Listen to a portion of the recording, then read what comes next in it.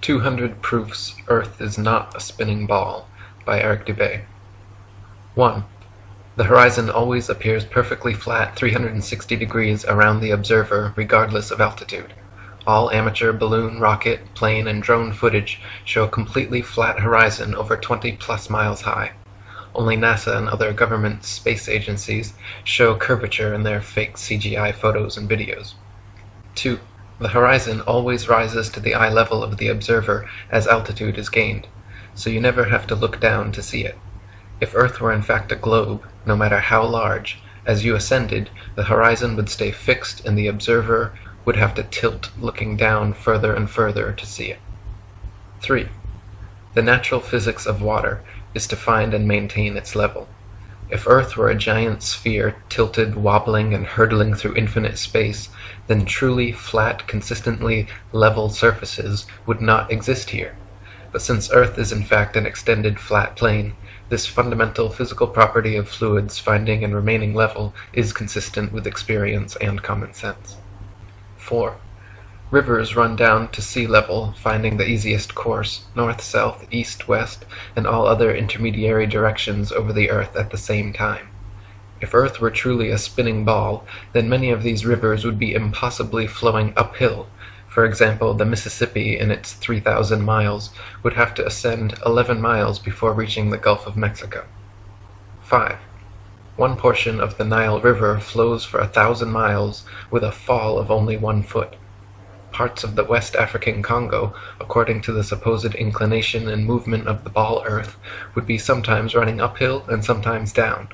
This would also be the case for the Parana, Paraguay, and other long rivers. 6. If Earth were a ball 25,000 miles in circumference, as NASA and modern astronomy claim, spherical trigonometry dictates the surface of all standing water must curve downward an easily measurable 8 inches per mile, multiplied by the square of the distance. This means, along a 6-mile channel of standing water, the Earth would dip 6 feet on either end from the central peak. Every time such experiments have been conducted, however, standing water has proven to be perfectly level. 7. Surveyors, engineers, and architects are never required to factor the supposed curvature of the Earth into their projects. Canals, railways, bridges, and tunnels, for example, are always cut and laid horizontally, often over hundreds of miles without any allowance for curvature. 8. The Suez Canal, connecting the Mediterranean with the Red Sea, is 100 miles long without any locks, making the water an uninterrupted continuation of the two seas. When constructed, the Earth's supposed curvature was not taken into account. It was dug along a horizontal datum line, 26 feet below sea level, passing through several lakes from one sea to the other, with the datum line and the water's surface running perfectly parallel over the 100 miles. 9. Engineer W. Winkler was published in the Earth Review regarding the Earth's supposed curvature, stating, "As an engineer of many years' standing, I saw that this absurd allowance is only permitted in school books. No engineer would dream of allowing anything of the kind. I have projected many miles of railways and many more of canals, and the allowance has not even been thought of, much less allowed for. This allowance for curvature means this, that it is 8 inches for the first mile of a canal and increasing at the ratio by the square of the distance in miles. Thus a small navigable canal for boats, say 30 miles long, will have, by the above rule, an allowance for curvature of 600 feet. Think of that, and then please credit engineers as not being quite such fools. Nothing of the sort is allowed. We no more think of allowing 600 feet for a line of 30 miles of railway or canal than of wasting our time trying to square the circle. 10. The London and North Western Railway forms a straight line 180 miles long between London and Liverpool.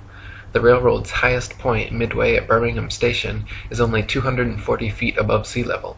If the world were actually a globe, however, curving 8 inches per mile squared, the 180-mile stretch of rail would form an arc, with the center point at Birmingham raised over a mile, a full 5,400 feet above London and Liverpool. 11. A surveyor and engineer of 30 years published in the Birmingham Weekly Mercury stated, "I am thoroughly acquainted with the theory and practice of civil engineering. However bigoted some of our professors may be in the theory of surveying, according to the prescribed rules, yet it is well known amongst us that such theoretical measurements are incapable of any practical illustration. All our locomotives are designed to run on what may be regarded as true levels, or flats. There are, of course, partial inclines or gradients here and there, but they are always accurately defined and must be carefully traversed. But anything approaching to 8 inches in the mile, increasing as the square of the distance, could not be worked by any engine that was ever yet constructed. Taking one station with another, all over England and Scotland, it may be stated that all the platforms are on the same relative level. The distance between eastern and western coasts of England may be set down as 300 miles. If the prescribed curvature was indeed as represented, the central stations at Rugby or Warwick ought to be close upon 3 miles higher than a cord drawn from the two extremities. If such was the case, there is not a driver or stoker within the kingdom that would be found to take charge of the train. We can only laugh at those of your readers who seriously give us credit for such venturesome exploits as running trains round spherical curves. Horizontal curves on levels are dangerous enough. Vertical curves would be 1,000 times worse, and with our rolling stock constructed as at present, physically impossible. 12.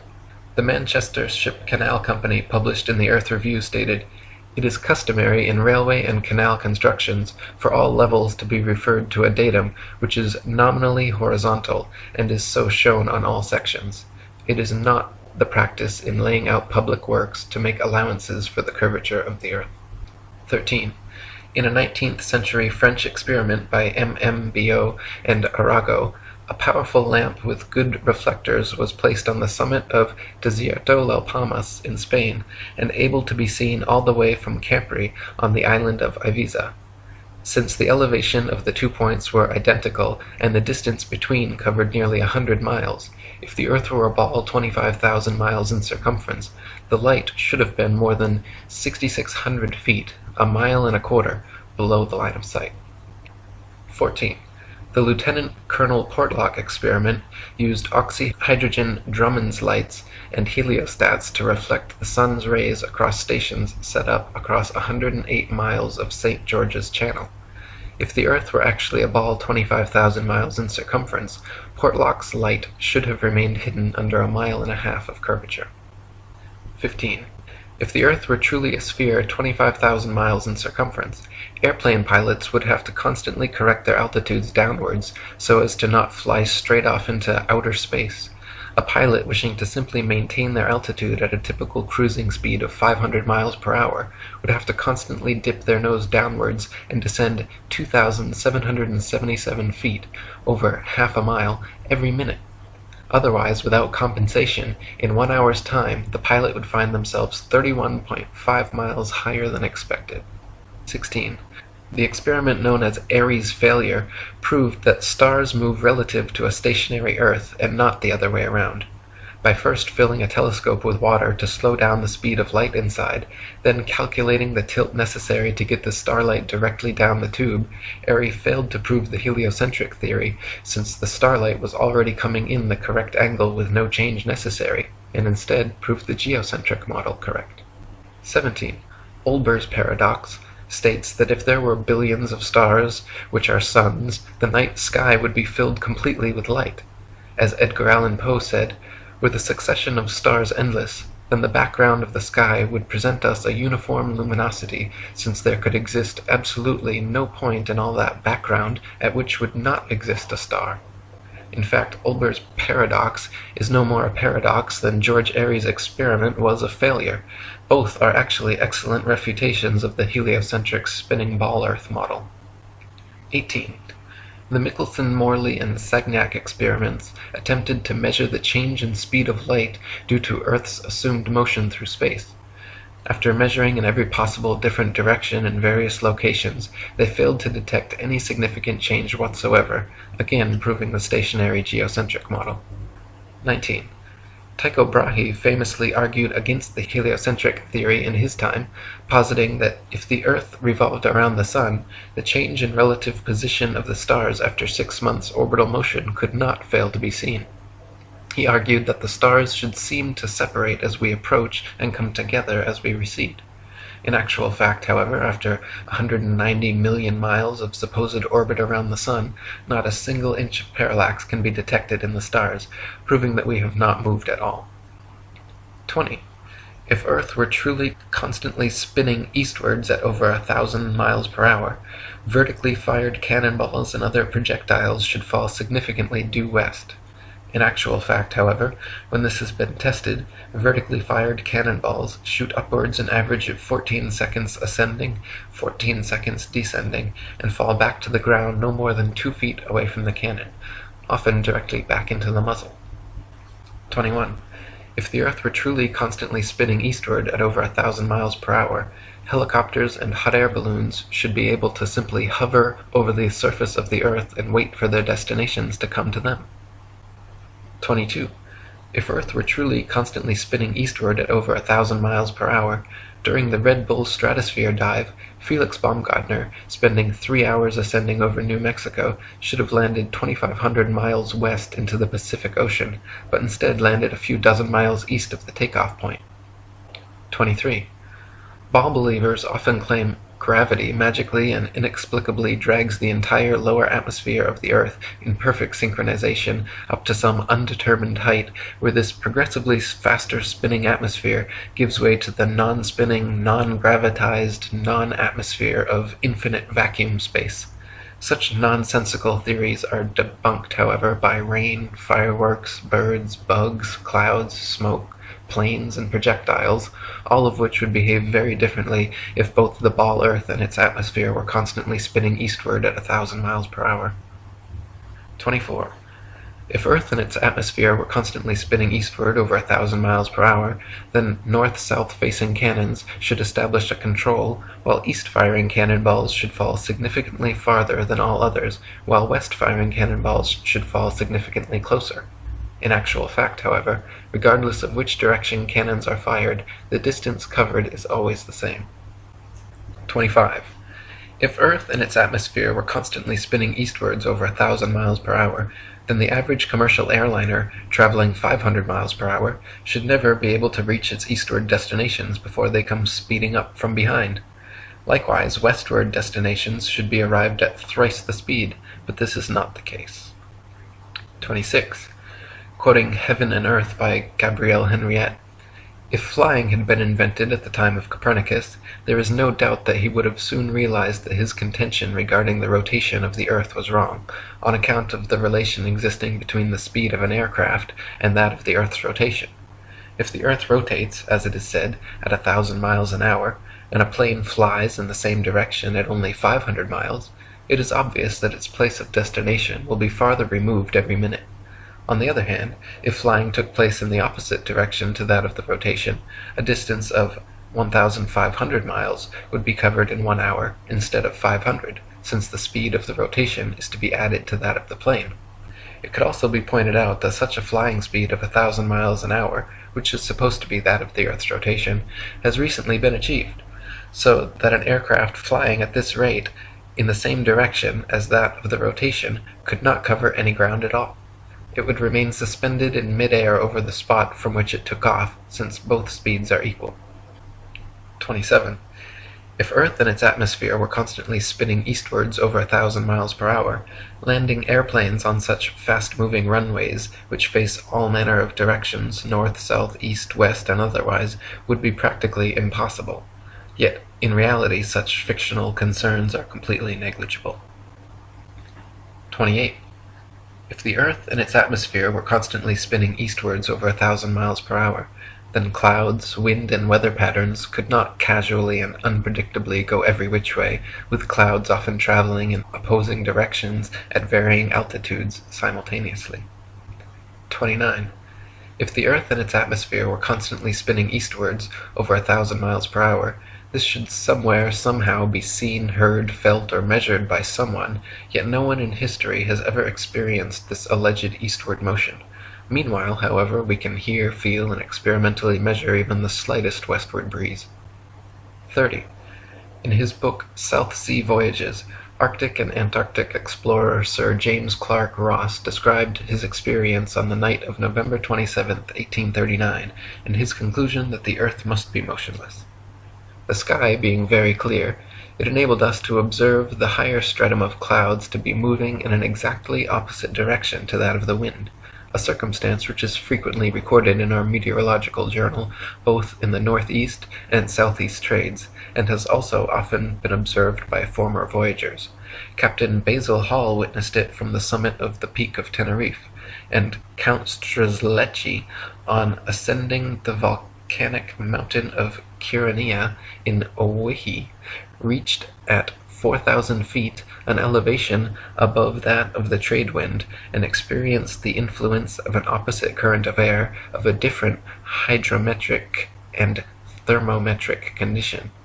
Count Strzelecki further informed me of the following seemingly anomalous circumstance, that at the height of 6,000 feet he found the current of air blowing at right angles to both the lower strata, also of a different thermometric condition, but warmer than the interstratum. Such a state of the atmosphere is compatible only with the fact which other evidence has demonstrated, that the earth is at rest. 31. Quoting Zetetic Cosmogony, Thomas Winship states, "Let imagination picture to the mind what force air would have which was set in motion by a spherical body of 8,000 miles in diameter, which in 1 hour was spinning round 1,000 miles per hour, rushing through space at 65,000 miles per hour, and gyrating across the heavens. Then let conjecture endeavor to discover whether the inhabitants on such a globe could keep their hair on. If the earth globe rotates on its axis at the terrific rate of 1,000 miles per hour, such an immense mass would of necessity cause a tremendous rush of wind in the space it occupied. The wind would go all one way, and anything like clouds which got within the sphere of influence of the rotating sphere would have to go the same way. The fact that the earth is at rest is proved by kite flying." 32.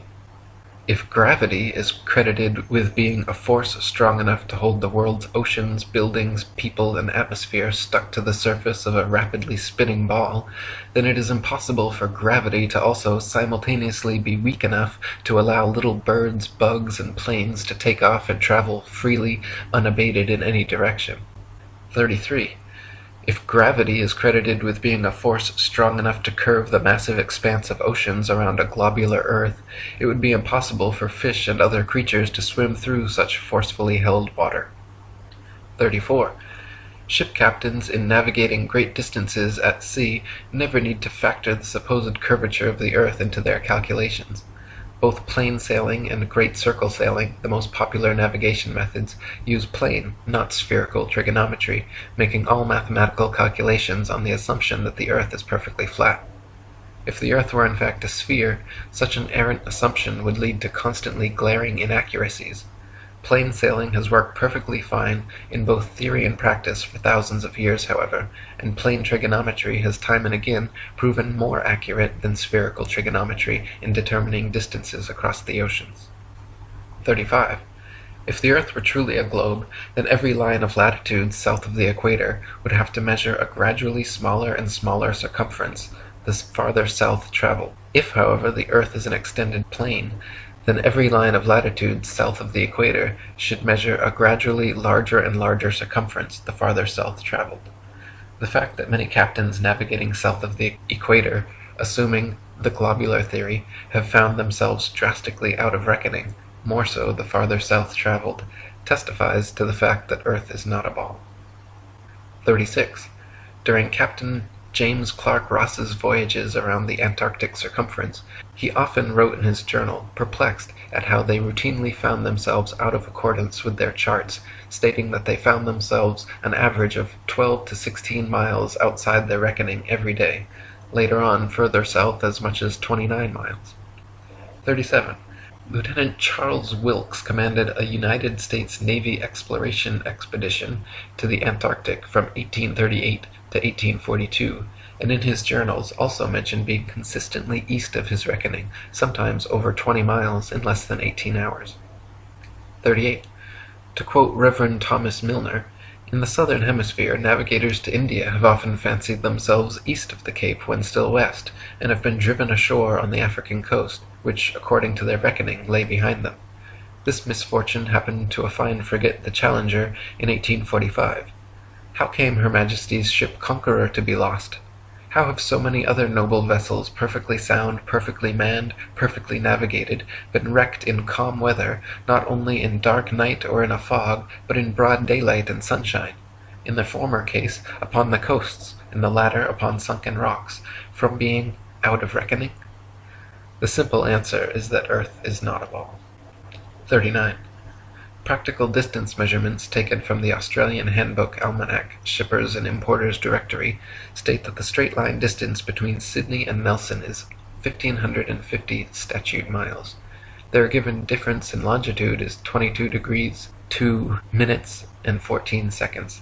Therefore, if 22 degrees 2 minutes 14 seconds out of 360 is 1,550 miles, the entirety would measure 25,182 miles. This is not only larger than the ball Earth is said to be at the equator, but a whole 4,262 miles greater than it would be at Sydney's southern latitude on a globe of said proportions. 40. From near Cape Horn, Chile, to Port Phillip in Melbourne, Australia, the distance is 10,500 miles, or 143 degrees of longitude away. Factoring in the remaining degrees to 360 makes for a total distance of 26,430 miles around this particular latitude, which is over 1,500 miles wider than the Earth is supposed to be at the equator, and many more thousands of miles wider than it is supposed to be at such southern latitudes. 41. Similar calculations made from the Cape of Good Hope, South Africa to Melbourne, Australia, at an average latitude of 35.5 degrees south, have given an approximate figure of over 25,000 miles, which is again equal to or greater than the Earth's supposed greatest circumference at the equator. Calculations from Sydney, Australia to Wellington, New Zealand, at an average of 37.5 degrees south, have given an approximate circumference of 25,500 miles, greater still. According to the ball Earth theory, the circumference of the Earth at 37.5 degrees southern latitude should be only 19,757 statute miles, almost 6,000 miles less than such practical measurements. 42. In the ball Earth model, Antarctica is an ice continent which covers the bottom of the ball from 78 degrees south latitude to 90, and is therefore not more than 12,000 miles in circumference. Many early explorers, including Captain Cook and James Clark Ross, however, in attempting Antarctic circumnavigation, took 3 to 4 years and clocked 50 to 60,000 miles around. The British ship Challenger also made an indirect but complete circumnavigation of Antarctica, traversing 69,000 miles. This is entirely inconsistent with the ball model. 43. If Earth was a ball, there are several flights in the southern hemisphere which would have their quickest, straightest path over the Antarctic continent, such as Santiago, Chile, to Sydney, Australia. Instead of taking the shortest, quickest route in a straight line over Antarctica, all such flights detour all manner of directions away from Antarctica, instead claiming the temperatures too cold for airplane travel. Considering the fact that there are plenty of flights to, from, and over Antarctica, and NASA claims to have technology keeping them in conditions both far colder and far hotter than any experienced on Earth, such an excuse is clearly just an excuse, and these flights aren't made because they are impossible. 44. If Earth was a ball, and Antarctica was too cold to fly over, the only logical way to fly from Sydney to Santiago would be a straight shot over the Pacific, staying in the southern hemisphere the entire way. Refueling could be done in New Zealand or other southern hemisphere destinations along the way, if absolutely necessary.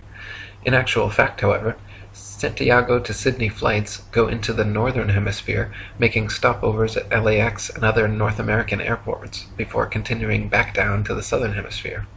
Such ridiculously wayward detours make no sense on the globe, but make perfect sense, and form nearly straight lines when shown on a flat Earth map. 45.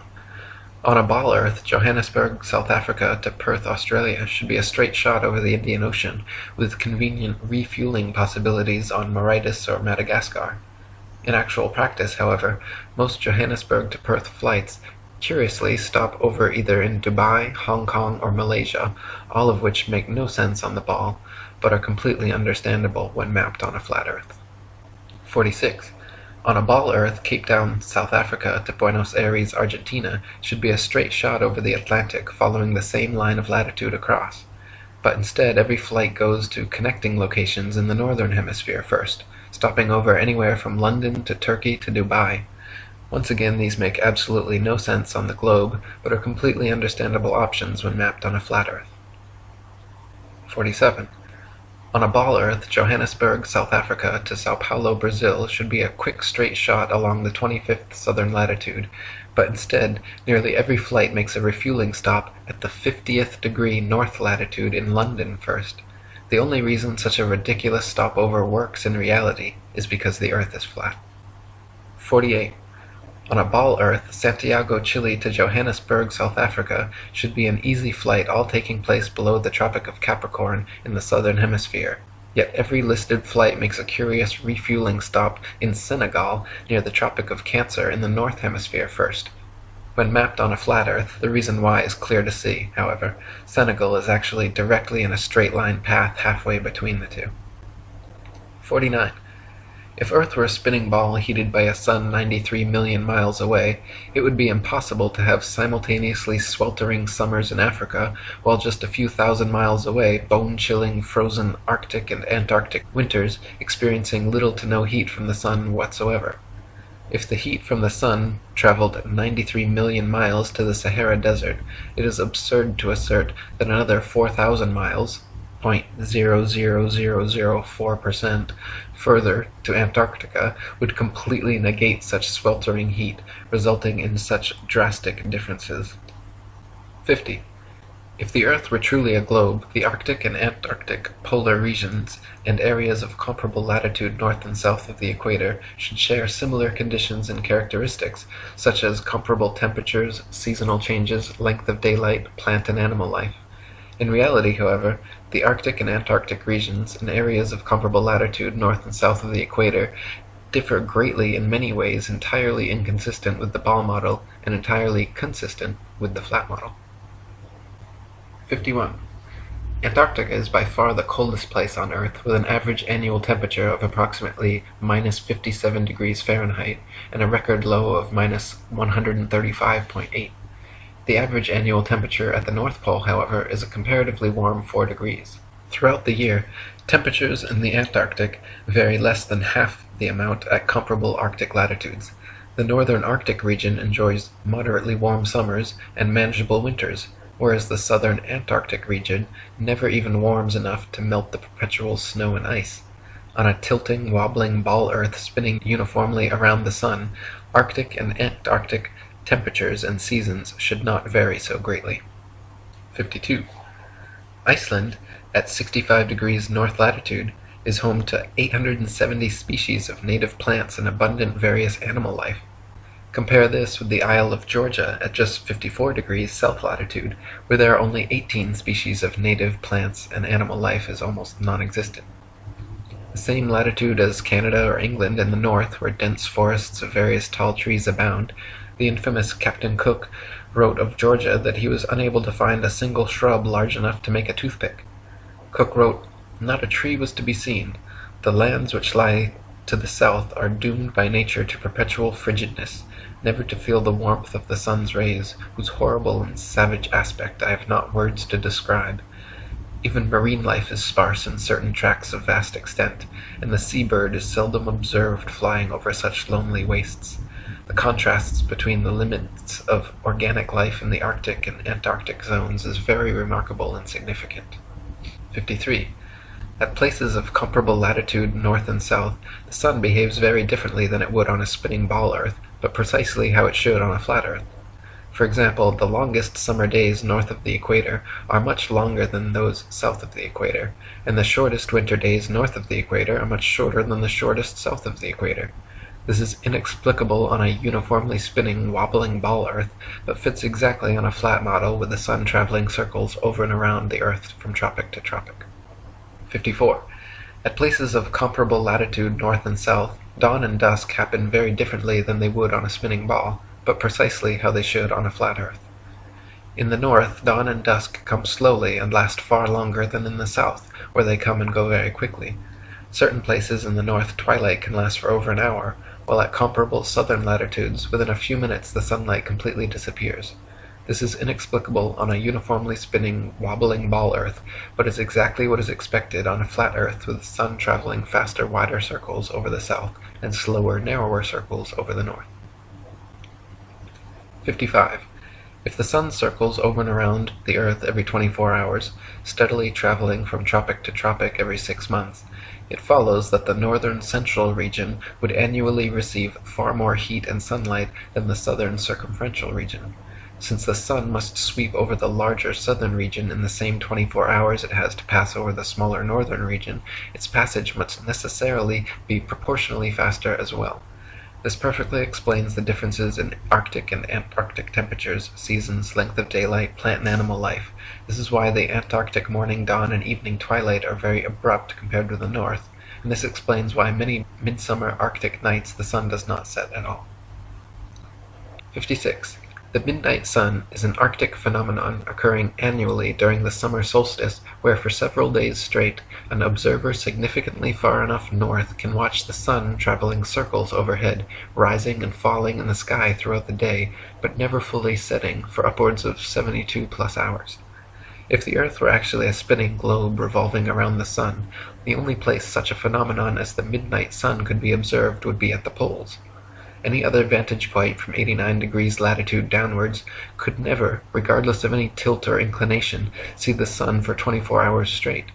To see the sun for an entire revolution on a spinning globe at a point other than the poles, you would have to be looking through miles and miles of land and sea for part of the revolution. 57. The establishment claims the midnight sun is experienced in Antarctica, but they conveniently do not have any uncut videos showing this, nor do they allow independent explorers to travel to Antarctica during the winter solstice to verify or refute these claims. Conversely, there are dozens of uncut videos publicly available showing the Arctic midnight sun, and it has been verified beyond any shadow of a doubt. 58. The Royal Belgian Geographical Society, in their Expedition Antarctique Belge, recorded that during the most severe part of the Antarctic winter, from 71 degrees south latitude onwards, the sun sets on May 17th and is not seen above the horizon again until July 21st. This is completely at odds with the ball Earth theory, but easily explained by the flat Earth model. The midnight sun is seen from high altitudes in extreme northern latitudes during Arctic summer because the sun, at its innermost cycle, is circling tightly enough around the polar center that it remains visible above the horizon for someone at such a vantage point.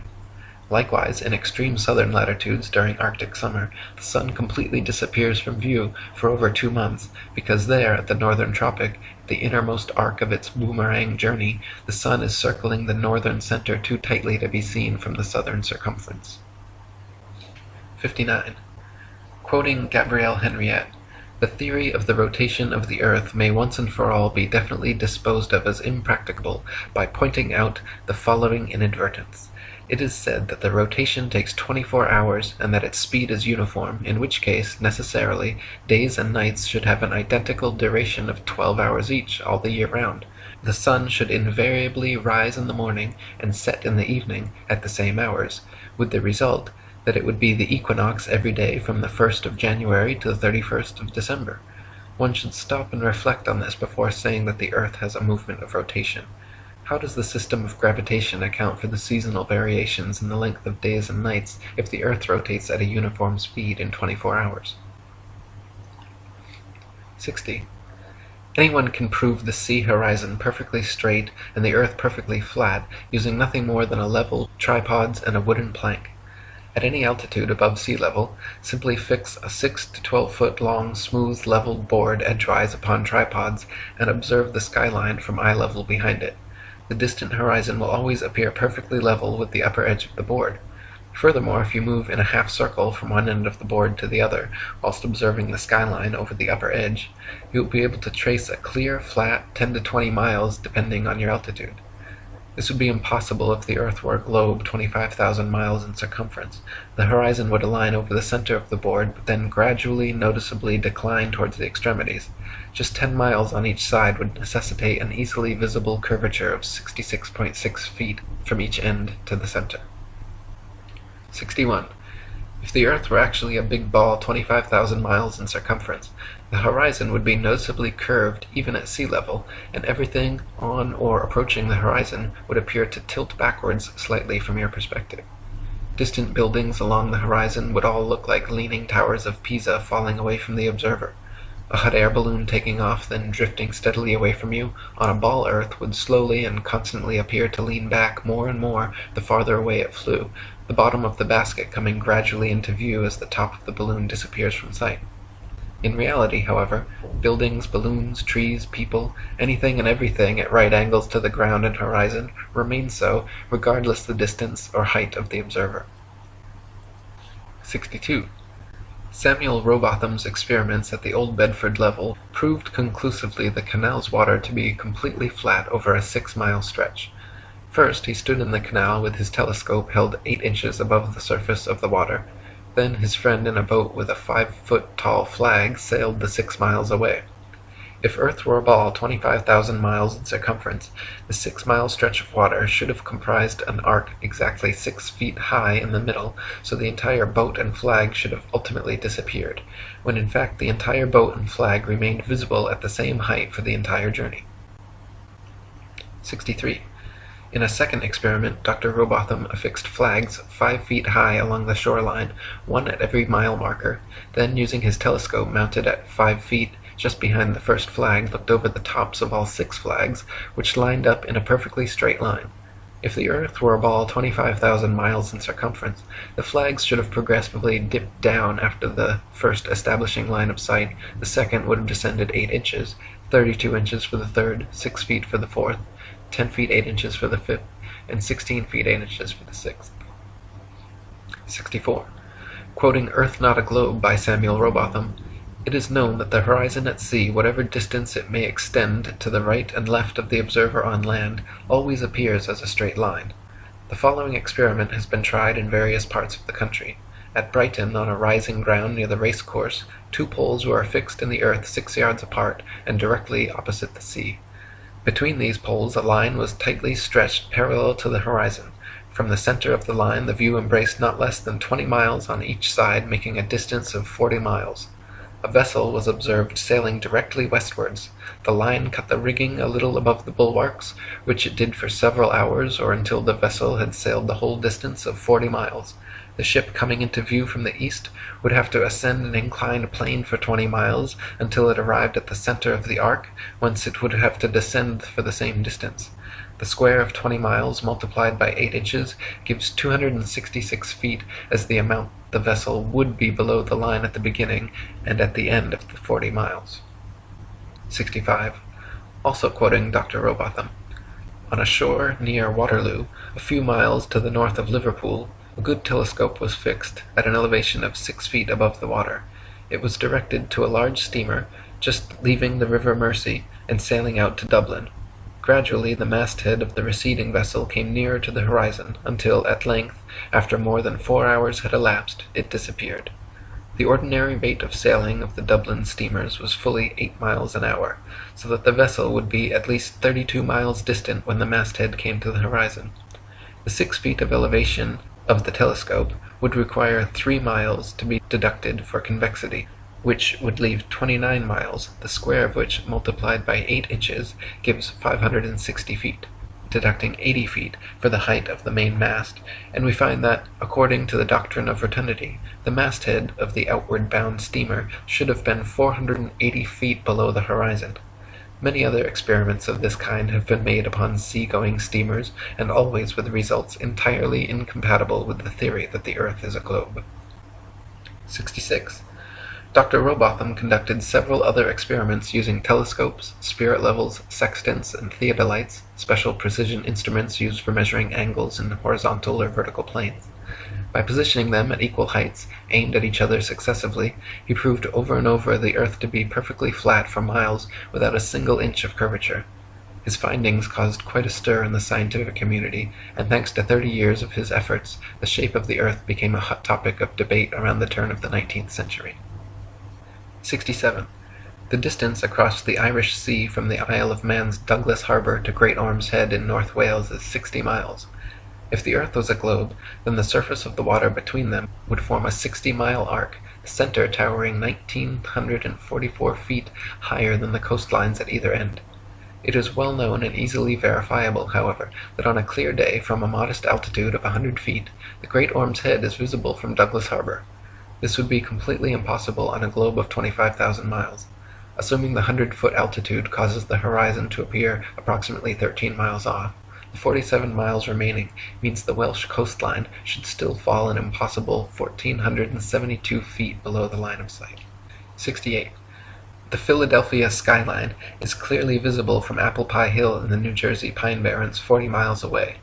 If Earth were a ball 25,000 miles in circumference, factoring in the 205-foot elevation of Apple Pie Hill, the Philly skyline should remain well hidden beyond 335 feet of curvature. 69. The New York City skyline is clearly visible from Harriman State Park's Bear Mountain 60 miles away.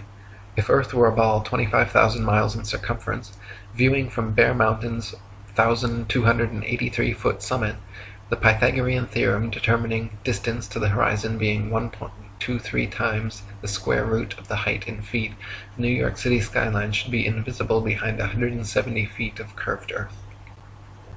70.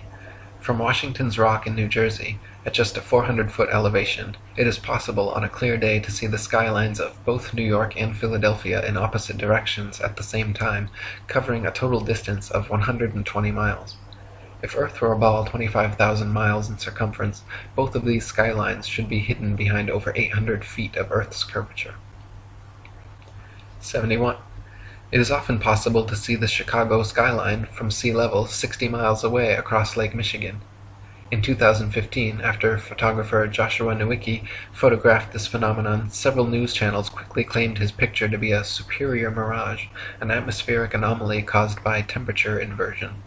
While these certainly do occur, the skyline in question was facing right side up and clearly seen, unlike a hazy, illusory mirage, and on a ball Earth 25,000 miles in circumference, should be 2,400 feet below the horizon. 72. October 16, 1854, the Times newspaper reported the Queen's visit to Great Grimsby from Hull, recording they were able to see the 300-foot-tall dock tower from 70 miles away. On a ball Earth 25,000 miles in circumference, factoring their 10-foot elevation above the water and the tower's 300-foot height at 70 miles away, the dock tower should have remained an entire 2,600 feet below the horizon. 73. In 1872, Captain Gibson and crewmates, sailing the ship Thomas Wood from China to London, reported seeing the entirety of St. Helena Island on a clear day from 75 miles away. Factoring in their height during measurement on a ball Earth 25,000 miles in circumference, it was found the island should have been 3,650 feet below their line of sight. 74. From Genoa, Italy, at a height of just 70 feet above sea level, the island of Gorgona can often be seen 81 miles away. If Earth were a ball 25,000 miles in circumference, Gorgona should be hidden beyond 3,332 feet of curvature. 75. From Genoa, Italy, at a height of just 70 feet above sea level, the island of Corsica can often be seen 99 miles away. If Earth were a ball 25,000 miles in circumference, Corsica should fall 5,245 feet, almost an entire mile below the horizon. 76. From Genoa, Italy, 70 feet above sea level, the island of Caprea, 102 miles away, can often be seen as well.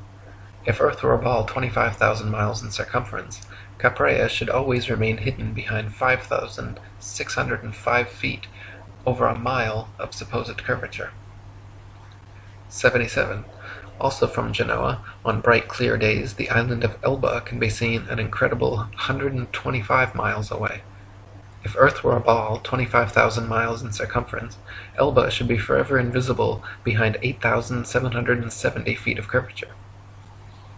78.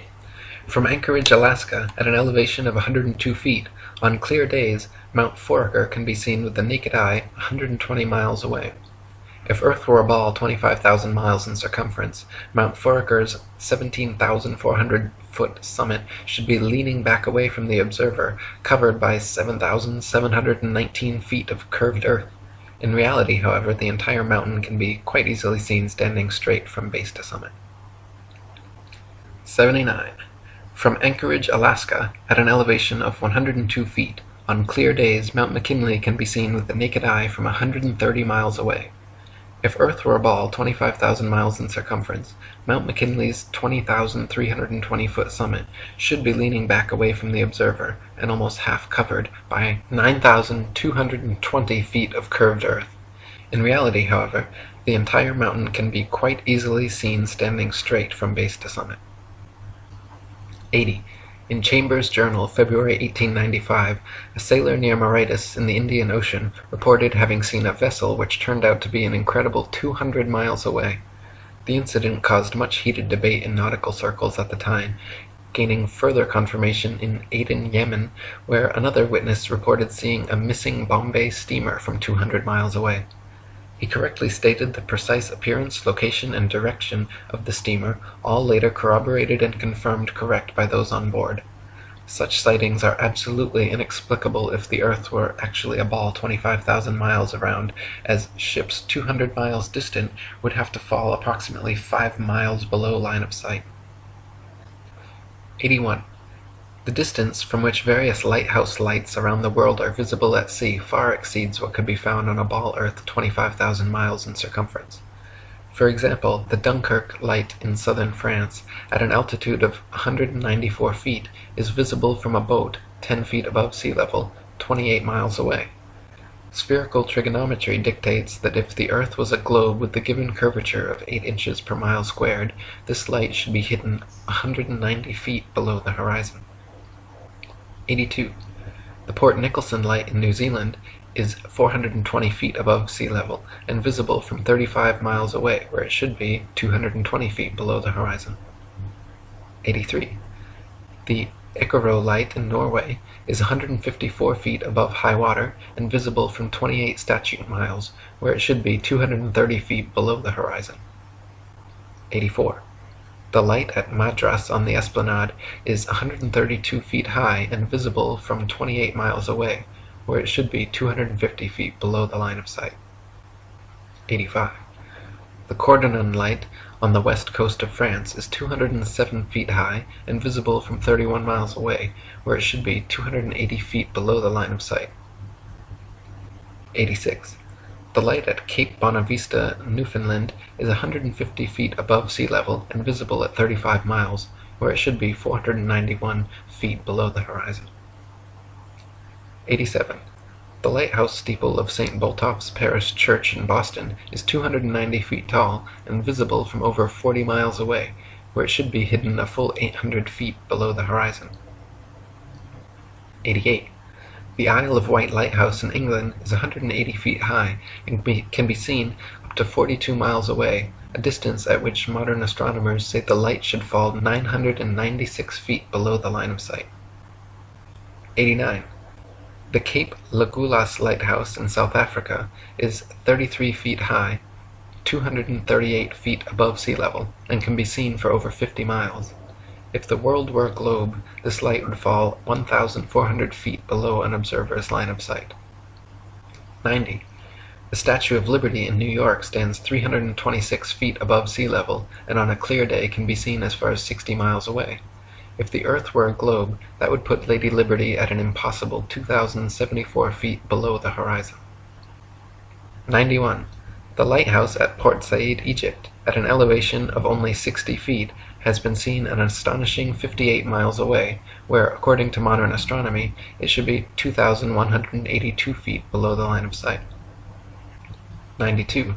The Notre Dame Antwerp spire stands 403 feet high from the foot of the tower, with Strasbourg measuring 468 feet above sea level. With the aid of a telescope, ships can be distinguished on the horizon, and captains declare they can see the cathedral spire from an amazing 150 miles away. If the Earth were a globe, however, at that distance the spire should be an entire mile, 5,280 feet below the horizon. 93. The St. George's Channel between Holyhead and Kingstown Harbour near Dublin is 60 miles across. When halfway across, a ferry passenger will notice behind them the light on Holyhead Pier as well as in front of them the Poolbeg light in Dublin Bay. The Holyhead Pier light is 44 feet high, while the Poolbeg lighthouse 68 feet. Therefore, a vessel in the middle of the channel, 30 miles from either side, standing on a deck 24 feet above the water, can clearly see both lights. On a ball earth 25,000 miles in circumference, however, both lights should be hidden well below both horizons by over 300 feet. 94. From the highland near Portsmouth Harbour in Hampshire, England, looking across Spithead to the Isle of Wight, the entire base of the island, where water and land come together, composes a perfectly straight line 22 statute miles long. According to the ball earth theory, the Isle of Wight should decline 80 feet from the center on each side to account for the necessary curvature. The crosshairs of a good theodolite directed there, however, have repeatedly shown the land and water line to be perfectly level. 95. On a clear day from the High Head near Douglas Harbour on the Isle of Man, the whole length of the coast of North Wales is often plainly visible to the naked eye. From the Point of Ayr at the mouth of the River Dee to Holyhead comprises a 50-mile stretch which has also been repeatedly found to be perfectly horizontal. If the Earth actually had curvature of 8 inches per mile squared, as NASA and modern astronomy claim, the 50-mile length of Welsh coast seen along the horizon in Liverpool Bay would have to decline from the center point an easily detectable 416 feet on each side. 96. From 100 Proofs the Earth is Not a Globe by William Carpenter. If we take a journey down Chesapeake Bay by night, we shall see the light exhibited at Sharp's Island for an hour before the steamer gets to it. We may take up a position on deck so that the rail of the vessel's side will be in a line with the light and in the line of sight, and we shall find that in the whole journey the light won't vary in the slightest degree in its apparent elevation. But say that a distance of 13 miles has been traversed, the astronomer's theory of curvature demands a difference, one way or the other, in the apparent elevation of the light of 112 feet 8 inches. Since, however, there is not a difference of 100 hairs' breadths, we have a plain proof that the water of the Chesapeake Bay is not curved, which is a proof that the Earth is not a globe. 97. NASA and modern astronomy say the Earth is a giant ball tilted back, wobbling and spinning 1,000 miles per hour around its central axis, traveling 67,000 miles per hour circles around the Sun, spiraling 500,000 miles per hour around the Milky Way, while the entire galaxy rockets a ridiculous 670 million miles through the universe, with all of these motions originating from an alleged Big Bang cosmogenic explosion 14 billion years ago. That's a grand total of 67,568,000 miles per hour in several different directions we're all supposedly speeding along at simultaneously, yet no one has ever seen, felt, heard, measured, or proven a single one of these motions to exist whatsoever. 98. NASA and modern astronomy say Polaris, the North Pole star, is somewhere between 323 and 434 light-years, or about 2 quadrillion miles, away from us. Firstly, note that is between 1,938,000,000,000,000 to 2,604,000,000,000,000 miles, making a difference of over 600 trillion miles. If modern astronomy cannot even agree on the distance to stars within hundreds of trillions of miles, perhaps their science is flawed and their theory needs re-examining. However, even granting them their obscurely distant stars, it is impossible for heliocentrists to explain how Polaris manages to always remain perfectly aligned straight above the North Pole throughout Earth's various alleged tilting, wobbling, rotating, and revolving motions. 99. Viewed from a ball Earth, Polaris, situated directly over the North Pole, should not be visible anywhere in the southern hemisphere. For Polaris to be seen from the southern hemisphere of a globular Earth, the observer would have to be somehow looking through the globe, and miles of land and sea would have to be transparent. Polaris can be seen, however, up to over 20 degrees south latitude. 100. If Earth were a ball, the Southern Cross and other southern constellations would all be visible at the same time from every longitude on the same latitude, as is the case in the north with Polaris and its surrounding constellations. Ursa Major and Minor and many others can be seen from every northern meridian simultaneously, whereas in the south, constellations like the Southern Cross cannot. This proves that the southern hemisphere is not turned under as in the ball model, but simply stretching further outwards away from the northern center point as in the flat Earth model. 101. Sigma Octantis is claimed to be a southern central pole star similar to Polaris, around which the southern hemisphere stars all rotate around the opposite direction. Unlike Polaris, however, Sigma Octantis cannot be seen simultaneously from every point along the same latitude. It is not central, but allegedly 1 degree off-center. It is not motionless, and in fact cannot be seen at all using publicly available telescopes. There is legitimate speculation regarding whether Sigma Octantis even exists. Either way, the direction in which stars move overhead is based on perspective and the exact direction you're facing, not which hemisphere you're in. 102.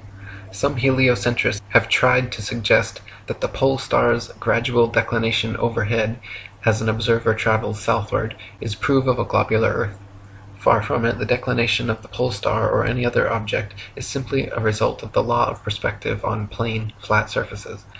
The law of perspective dictates that the angle and height at which an object is seen diminishes the farther one recedes from the object, until at a certain point the line of sight and the seemingly uprising surface of the Earth converges to a vanishing point, i.e. the horizon line, beyond which the object is invisible.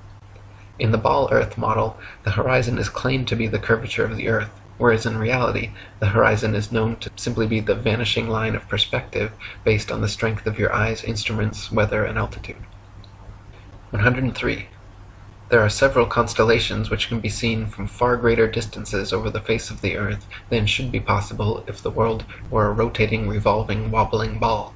For instance, Ursa Major, very close to Polaris, can be seen from 90 degrees north latitude, the North Pole, all the way down to 30 degrees south latitude.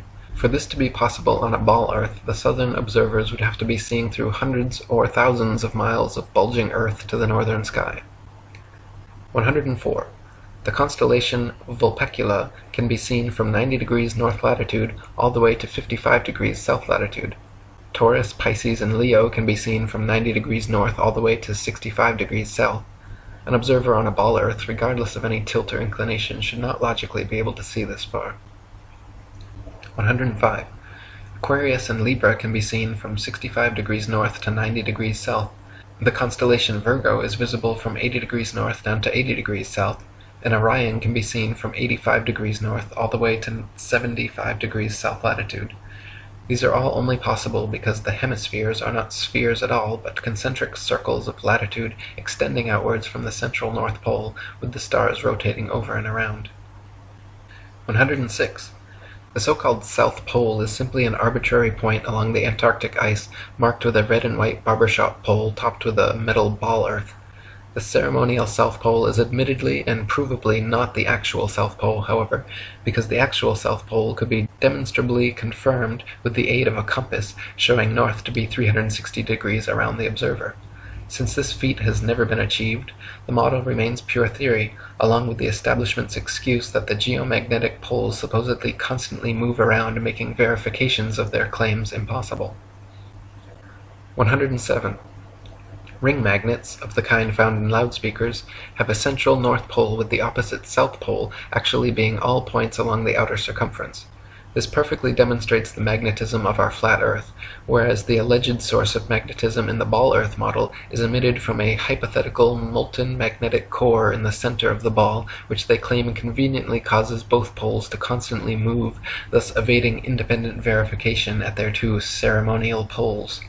In reality, the deepest drilling operation in history, the Russian Kola Ultradeep, managed to get only 8 miles down, so the entire ball Earth model taught in schools showing a crust, outer mantle, outer core, and inner core layers are all purely speculation, as we have never penetrated through beyond the crust. 108. The mariner's compass is an impossible and nonsensical instrument for use on a ball Earth. It simultaneously points north and south over a flat surface, yet claims to be pinpointing two constantly moving geomagnetic poles at opposite ends of a spinning sphere originating from a hypothetical molten metal core. If compass needles were actually drawn to the north pole of a globe, the opposing south needle would actually be pointing up and off into outer space. 109. There are no fixed east or west points, just as there is no fixed south.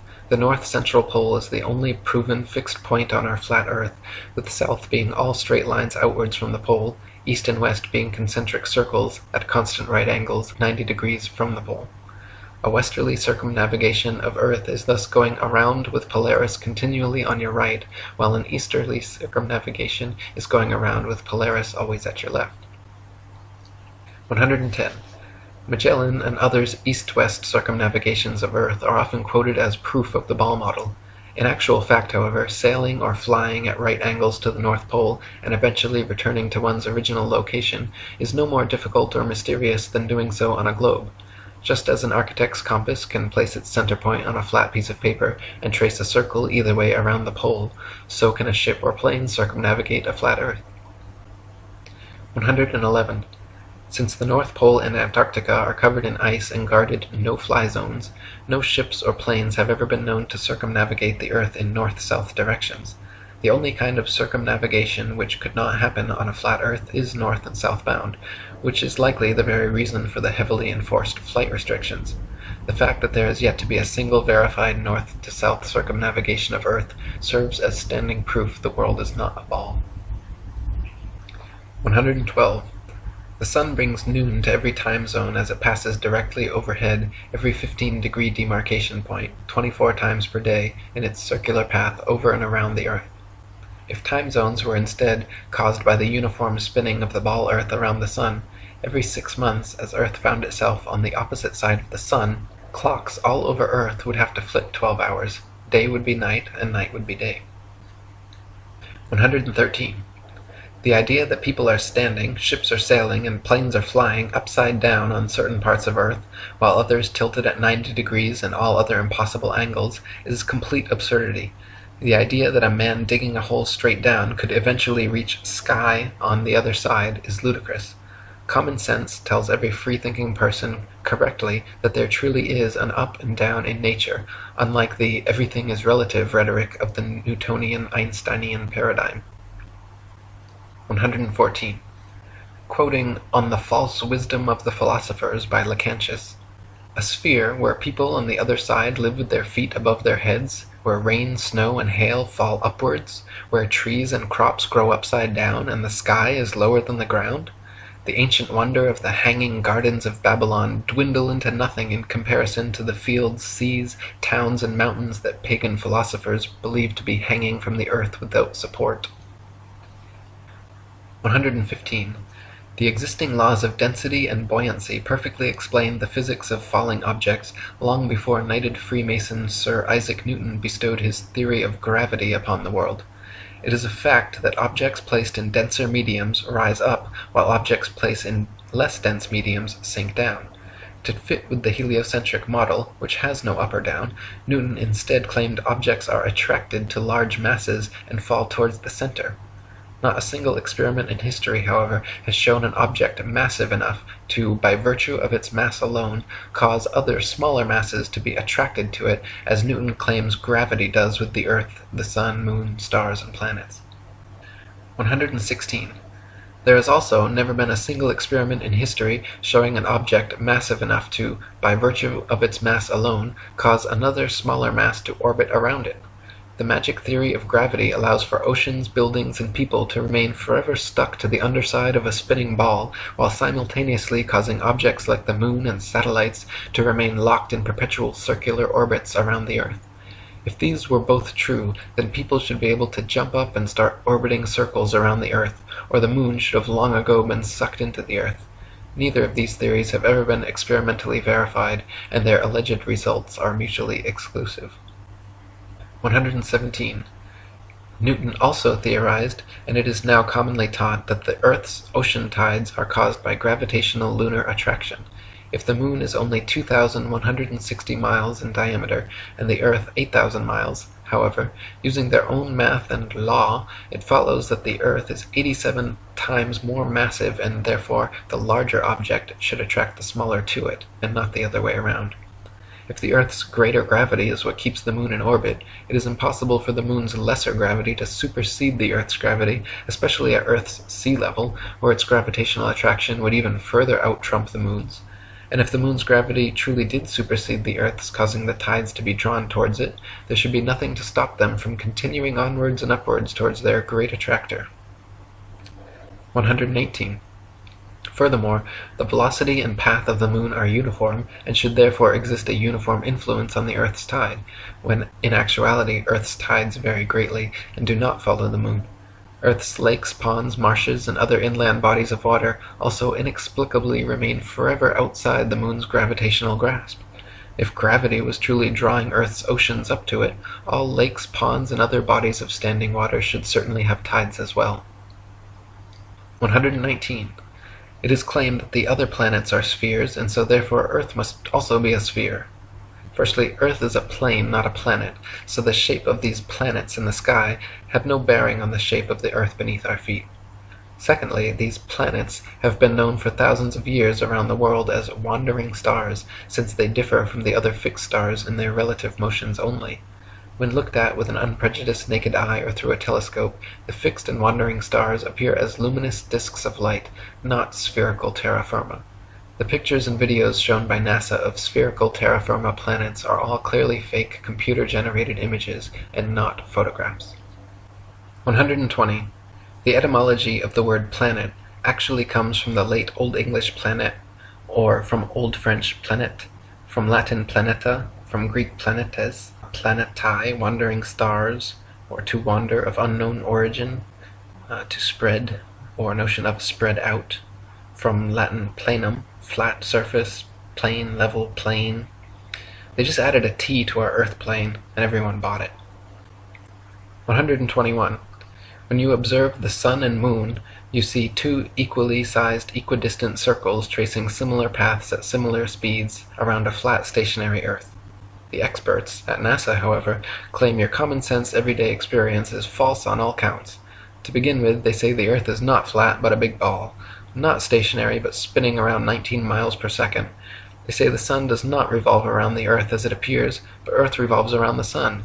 The Moon, on the other hand, does revolve around the Earth, though not east to west as it appears, rather west to east, and the Sun is actually 400 times larger than the Moon and 400 times farther away. You can clearly see they are the same size and distance. You can see the Earth is flat, you can feel the Earth is stationary, but according to the gospel of modern astronomy, you are wrong and a simpleton worthy of endless ridicule if you dare to trust your own eyes and experience. 122. Quoting Alan Daves, "If the government or NASA had said to you that the Earth is stationary, imagine that. And then imagine we are trying to convince people that no, it's not stationary, it's moving forward at 32 times rifle bullet speed and spinning at 1,000 miles per hour. We would be laughed at. We would have so many people telling us, you're crazy, the Earth's not moving. We would be ridiculed for having no scientific backing for this convoluted moving Earth theory. And not only that, but then people would say, oh, then how do you explain a fixed calm atmosphere and the Sun's observable movement? How do you explain that? Imagine saying to people, no, the atmosphere is moving also, but is somehow magically velcroed to the moving Earth. The reason is not simply because the Earth is stationary.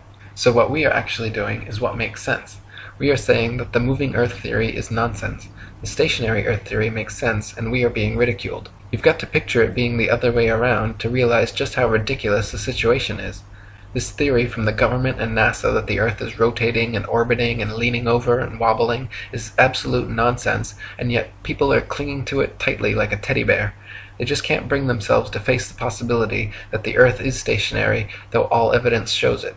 We feel no movement, the atmosphere hasn't been blown away, we see the Sun move from east to west. Everything can be explained by a motionless Earth without bringing in all these assumptions to cover up previous assumptions gone bad. 123. Heliocentrists' astronomical figures always sound perfectly precise, but they have historically been notorious for regularly and drastically changing them to suit their various models. For instance, in his time, Copernicus calculated the Sun's distance from Earth to be 3,391,200 miles. The next century, Johannes Kepler decided it was actually 12,376,800 miles away. Isaac Newton once said, "It matters not whether we reckon it 28 or 54 million miles distant, for either would do just as well." How scientific! Benjamin Martin calculated between 81 and 82 million miles. Thomas Dilworth claimed 93,726,900 miles. John Hine stated positively 95,298,260 miles.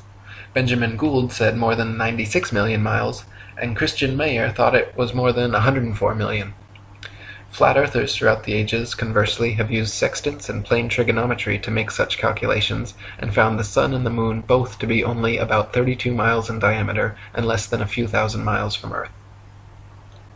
124. Amateur balloon footage taken above the clouds has provided stunning visual proof that the sun cannot be millions of miles away. In several shots, you can see a clear hot spot reflecting on the clouds directly below the sun's spotlight-like influence. If the sun were actually millions of miles away, such a small, localized hot spot could not occur. 125.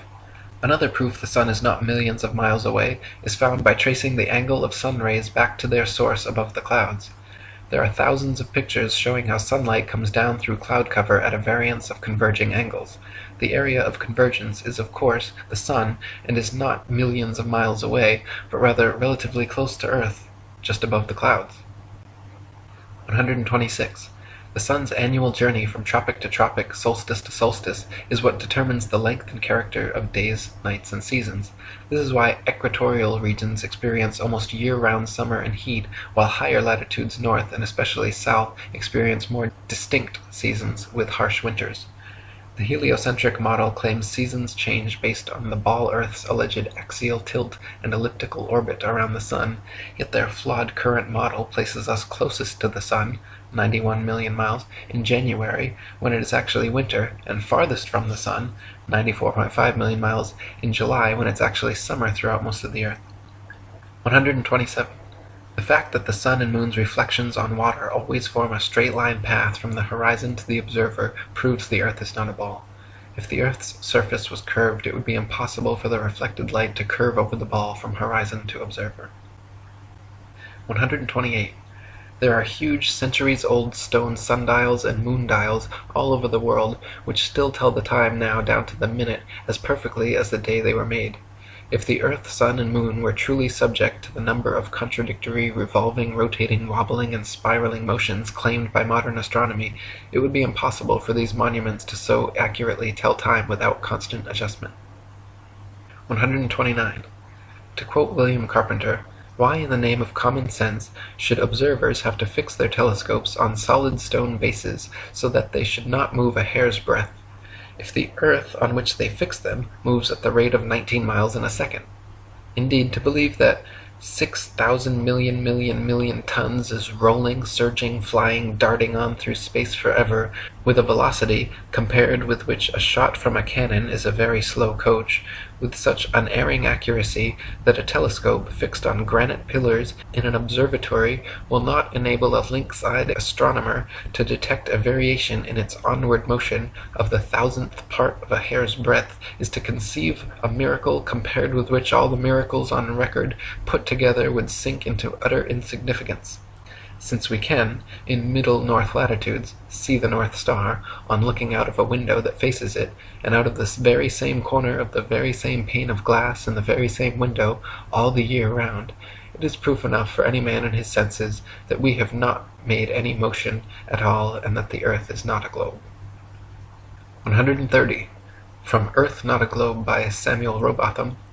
Take 2 carefully bored metallic tubes, not less than 6 feet in length, and place them 1 yard asunder on the opposite sides of a wooden frame, or a solid block of wood or stone, so adjust them that their centers or axes of vision shall be perfectly parallel to each other. Now direct them to the plane of some notable fixed star a few seconds previous to its meridian time. Let an observer be stationed at each tube, and the moment the star appears in the first tube, let a loud knock or other signal be given, to be repeated by the observer at the second tube when he sees the same star. A distinct period of time will elapse between the signals given. The signals will follow each other in very rapid succession, but still the time between is sufficient to show that the same star is not visible at the same moment by two parallel lines of sight when only 1 yard asunder. A slight inclination of the second tube towards the first tube would be required for the star to be seen through both tubes at the same instant. Let the tubes remain in their positions for 6 months, at the end of which time the same observation or experiment will produce the same results. The star will be visible at the same meridian time without the slightest alteration being required in the direction of the tubes, from which it is concluded that if the earth had moved 1 single yard in an orbit through space, there would at least be observed the slight inclination of the tube which the difference in position of 1 yard had previously required. But as no such difference in the direction of the tube is required, the conclusion is unavoidable, that in 6 months a given meridian upon the earth's surface does not move a single yard, and therefore that the earth has not the slightest degree of orbital motion. 131.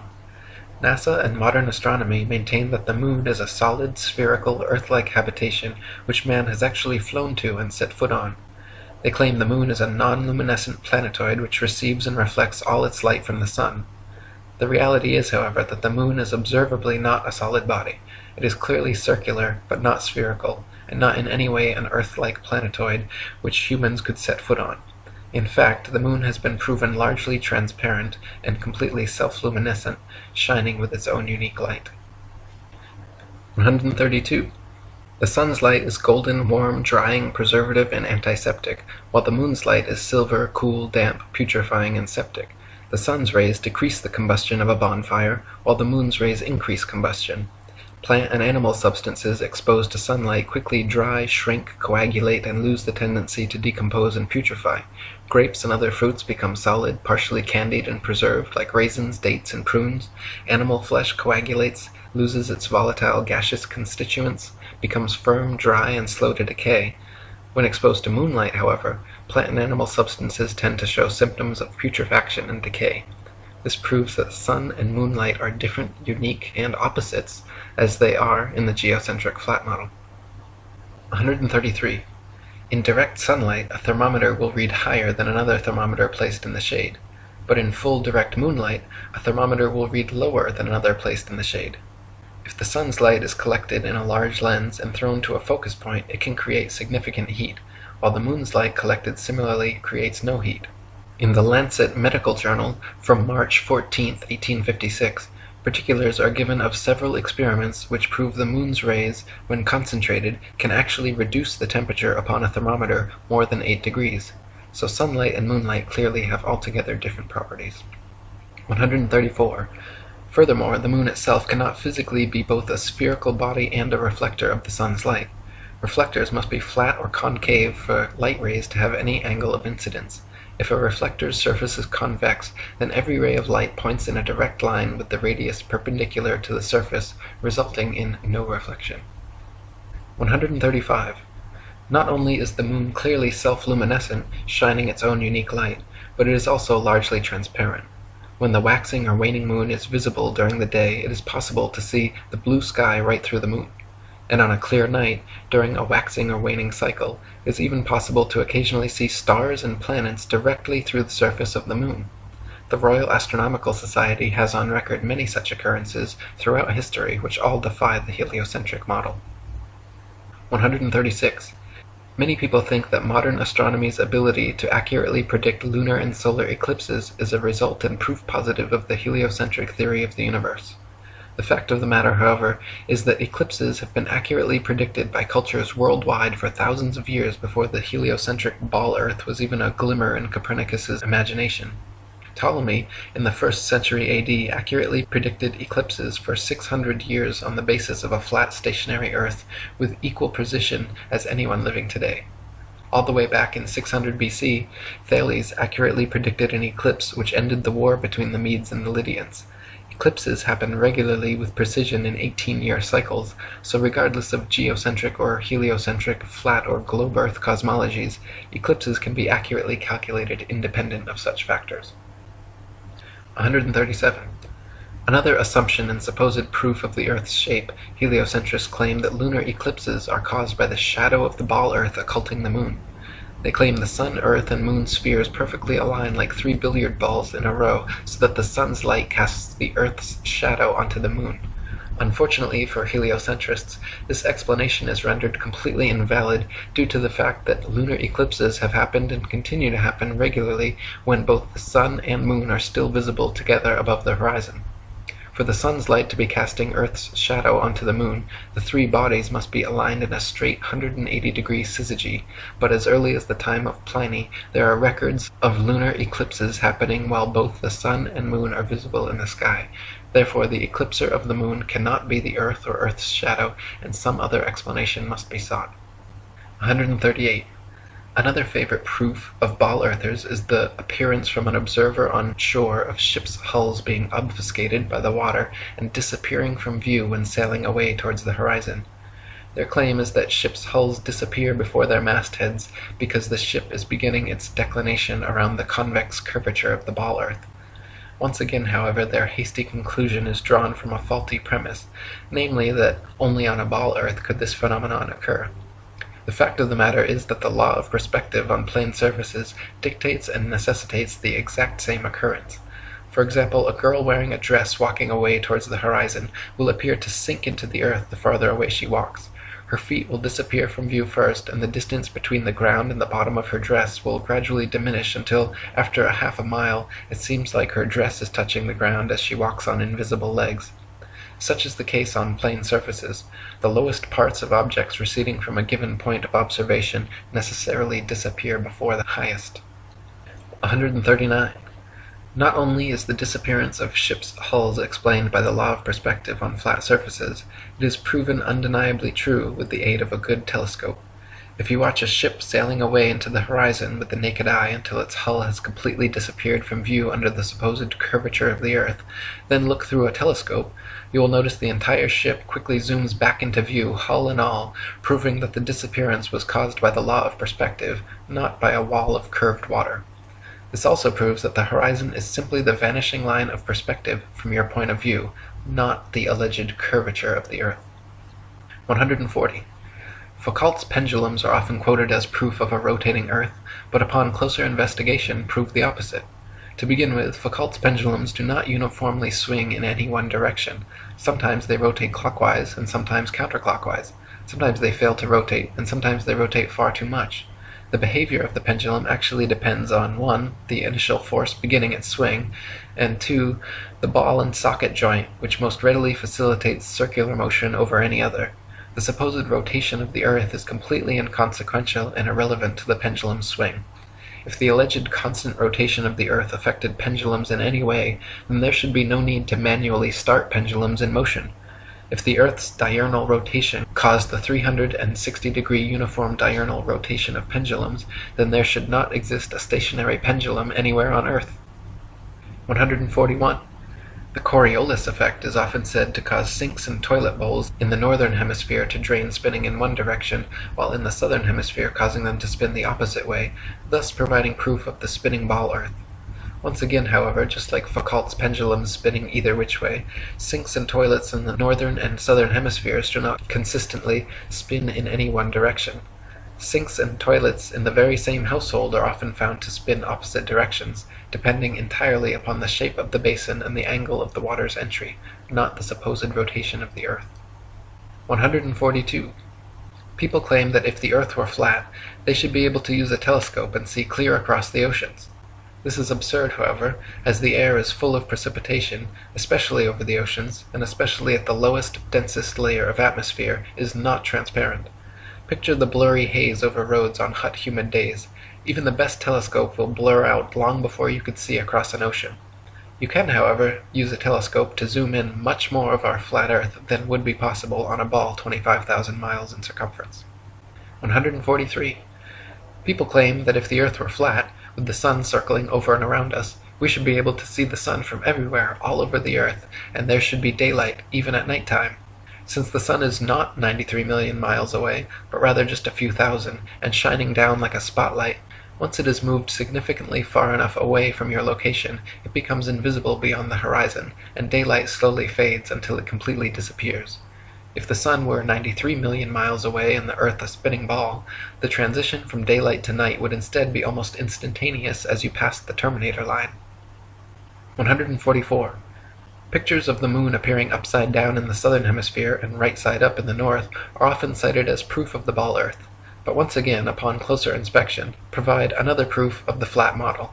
In fact, time-lapse photography shows the moon itself turns clockwise like a wheel as it circles over and around the Earth. You can find pictures of the moon at 360 degrees of various inclination from all over the Earth, simply depending on where and when the picture was taken. 145. Heliocentrists believe the moon is a ball, even though its appearance is clearly that of a flat luminous disk. We only ever see the same one face, albeit at various inclinations, of the moon, yet it is claimed that there is another dark side of the moon which remains hidden. NASA states the moon spins opposite the spin of the Earth in such a perfectly synchronized way that the motions cancel each other out, so we will conveniently never be able to observe the supposed dark side of the moon outside of their terrible fake CGI images. Fact of the matter is, however, if the moon were a sphere, observers in Antarctica would see a different face from those at the equator, yet they do not. Just the same flat face rotated at various degrees. 146. The ball Earth model claims the moon orbits around the Earth once every 28 days, yet it is plain for anyone to see that the moon orbits around the Earth every single day. The moon's orbit is slightly slower than the sun's, but follows the sun's same path from tropic to tropic, solstice to solstice, making a full circle over the Earth in just under 25 hours. 147. The ball Earth model claims the sun is precisely 400 times larger than the moon and 400 times further away from Earth, making them falsely appear exactly the same size. Once again, the ball model asks us to accept as coincidence something that cannot be explained other than by natural design. The sun and moon occupy the same amount of space in the sky and have been measured with sextants to be of equal size and equal distance, so claiming otherwise is against our eyes, experience, experiments, and common sense. 148. Quoting Earth Not a Globe by Samuel Rowbotham, it is found by observation that the stars come to the meridian about 4 minutes earlier every 24 hours than the sun, taking the solar time as the standard. This makes 120 minutes every 30 days and 24 hours in the year, hence all the constellations have passed before or in advance of the sun at that time. This is the simple fact as observed in nature, but the theory of rotundity and motion on axes and in an orbit has no place for it. Visible truth must be ignored because this theory stands in the way and prevents its votaries from understanding it. 149. Throughout thousands of years, the same constellations have remained fixed in their same patterns without moving out of position whatsoever. If the Earth were a big ball spinning around a bigger sun, spinning around a bigger galaxy, shooting off from the biggest bang, as NASA claims, it is impossible that the constellations would remain so fixed. Based on their model, we should, in fact, have an entirely different night sky every single night and never repeat exactly the same star pattern twice. 150. If Earth were a spinning ball, it would be impossible to photograph star trail time-lapses turning perfect circles around Polaris anywhere but the North Pole. At all other vantage points, the stars would be seen to travel more or less horizontally across the observer's horizon due to the alleged 1,000-mile-per-hour motion beneath their feet. In reality, however, Polaris's surrounding stars can always be photographed turning perfect circles around the central star all the way down to the Tropic of Capricorn. 151. If Earth were a spinning ball revolving around the sun, it would actually be impossible for star trail photos to show perfect circles even at the North Pole. Since the Earth is also allegedly moving 67,000 miles per hour around the sun moving 500,000 miles per hour around the Milky Way, and the entire galaxy going 67 million miles per hour, these four contradictory motions would make star trail time lapses all show irregular curved lines. 152. In 2003, 3 university geography professors collaborated in an experiment to prove that the state of Kansas is indeed actually flatter than a pancake. Using topographical geodetic surveys covering over 80,000 square miles, it was determined that Kansas has a flatness ratio of 0.9997 over the entire state, while the average pancake, precisely measured using a confocal laser microscope, comes in at 0.957, making Kansas thereby literally flatter than a pancake. 153. Quoting Reverend Thomas Milner's Atlas of Physical Geography, we find that vast areas exhibit a perfectly dead level, scarcely a rise existing through 1,500 miles from the Carpathians to the Urals. South of the Baltic, the country is so flat that a prevailing north wind will drive the waters of the Stettiner Haff into the mouth of the Oder, and give the river a backwards flow 30 or 40 miles. The plains of Venezuela and New Granada in South America, chiefly on the left of the Orinoco, are termed llanos, or level fields. Often, in the space of 270 square miles, the surface does not vary a single foot. The Amazon only falls 12 feet in the last 700 miles of its course. The La Plata has only a descent of 1/33 of an inch per mile. 154. The Felix Baumgartner Red Bull Dive outside camera shows the same amount of curvature of Earth from surface level to jump height, proving it to be a deceiving fish-eyed wide-angle lens, while the inside regular camera shows a perfectly flat horizon eye level at 128,000 feet, which is only consistent with a flat plane.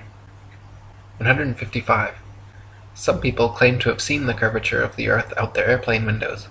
The glass used in all commercial airplanes, however, is curved to remain flush with the fuselage. This creates a slight effect mixed with the confirmation bias people mistake for being the alleged curvature of the Earth. In actuality, the fact that you see the horizon at eye level at 35,000 feet out both port and starboard windows proves the Earth is flat. If the Earth were a ball, no matter how big, the horizon would stay exactly where it was, and you would have to look down further and further to see the horizon at all. Looking straight out the window at 35,000 feet, you should see nothing but outer space from the port and starboard windows, as the Earth and horizon are supposed to be below you. If they are visible at eye level outside both windows, it's because the Earth is flat. 156. People also claim to see curvature in GoPro or other high-altitude camera footage of the horizon. While it is true that the horizon often appears convex in such footage, it just as often appears concave or flat depending on the tilt and movement of the camera. The effect is simply a distortion due to wide-angle lenses. In lens-corrected and footage taken without wide-angle technology, all amateur, high-altitude horizon shots appear perfectly flat. 157. If gravity magically dragged the atmosphere along with the spinning ball Earth, that would mean the atmosphere near the equator would be spinning at over 1,000 miles per hour. The atmosphere over the mid-latitudes would be spinning around 500 miles per hour, and gradually slower to the poles, where the atmosphere would be unaffected at 0 miles per hour. In reality, however, the atmosphere at every point on Earth is equally unaffected by this alleged force, as it has never been measured or calculated and proven non-existent by the ability of airplanes to fly unabated in any direction without experiencing any such atmospheric changes. 158. If gravity magically dragged the atmosphere along with the spinning ball Earth, that would mean the higher the altitude, the faster the spinning atmosphere would have to be turning around the center of rotation. In reality, however, if this were happening, then rain and fireworks would behave entirely differently as they fell down through progressively slower and slower spinning atmosphere. Hot air balloons would also be forced steadily faster eastwards as they ascended through the ever-increasing atmospheric speeds. 159. If there were progressively faster and faster spinning atmosphere the higher the altitude, that would mean it would have to abruptly end at some key altitude where the fastest layer of gravitized spinning atmosphere meets the supposed non-gravitized, non-spinning, non-atmosphere of infinite vacuum space. NASA has never even mentioned what altitude this impossible feat allegedly happens, but it is easily philosophically refuted by the simple fact that vacuums cannot exist connected to non-vacuums while maintaining the properties of a vacuum. Not to mention the effect such a transition would have on a rocket spaceship would be disastrous. 160. It is impossible for rockets or any type of jet propulsion engines to work in the alleged non-atmosphere of vacuum space, because without air or atmosphere to push against, there is nothing to propel the vehicle forwards. Instead, the rockets and shuttles would be sent spinning around their own axis uncontrollably in all directions like a gyroscope. It would be impossible to fly to the moon or go in any direction whatsoever, especially if gravity were real and constantly sucking you towards the closest, densest body. 161. If Earth were really a ball, there would be no reason to use rockets for flying into outer space anyway, because simply flying an airplane straight at any altitude for long enough should and would send you off into outer space. To prevent their airplanes from flying tangent to the ball Earth, pilots would have to constantly course correct downwards, or else within just a few hours, the average commercial airliner traveling 500 miles per hour would find themselves lost in outer space. The fact that this never happens, artificial horizons remain level at pilots' desired altitudes and do not require constant downward adjustments, proves the Earth is not a ball. 162.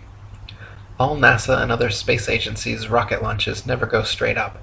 Every rocket forms a parabolic curve, peaks out, and inevitably starts falling back to Earth.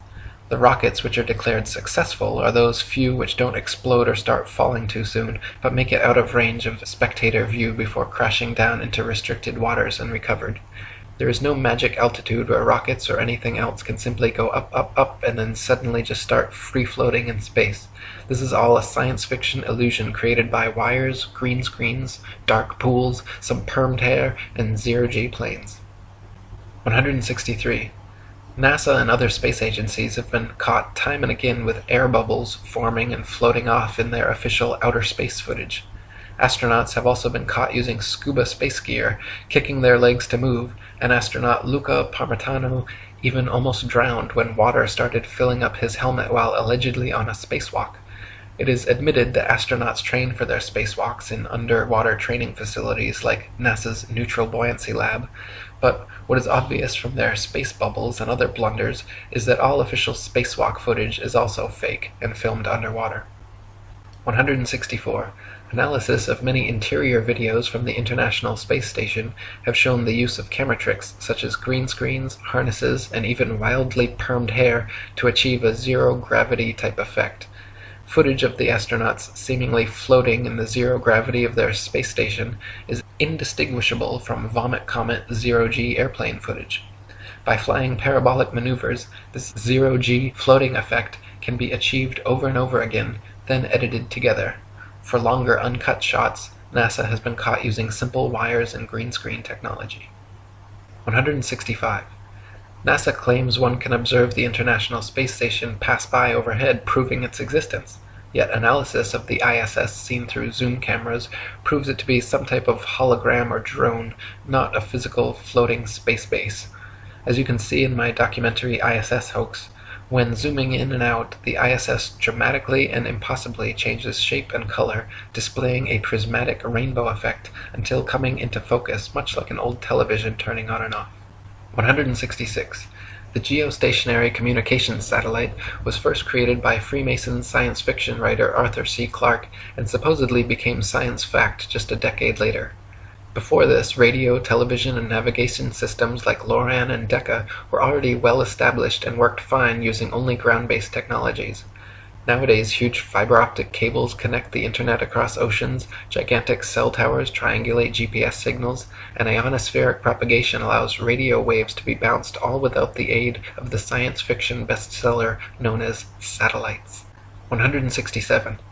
Satellites are allegedly floating around in the thermosphere, where temperatures are claimed to be upwards of 4,530 degrees Fahrenheit. The metals used in satellites, however, such as aluminum, gold, and titanium, have melting points of 1,221, 1,948, and 3,034 degrees respectively, all far lower than they could possibly handle. 168. So-called satellite phones have been found to have reception problems in countries like Kazakhstan with very few cell phone towers.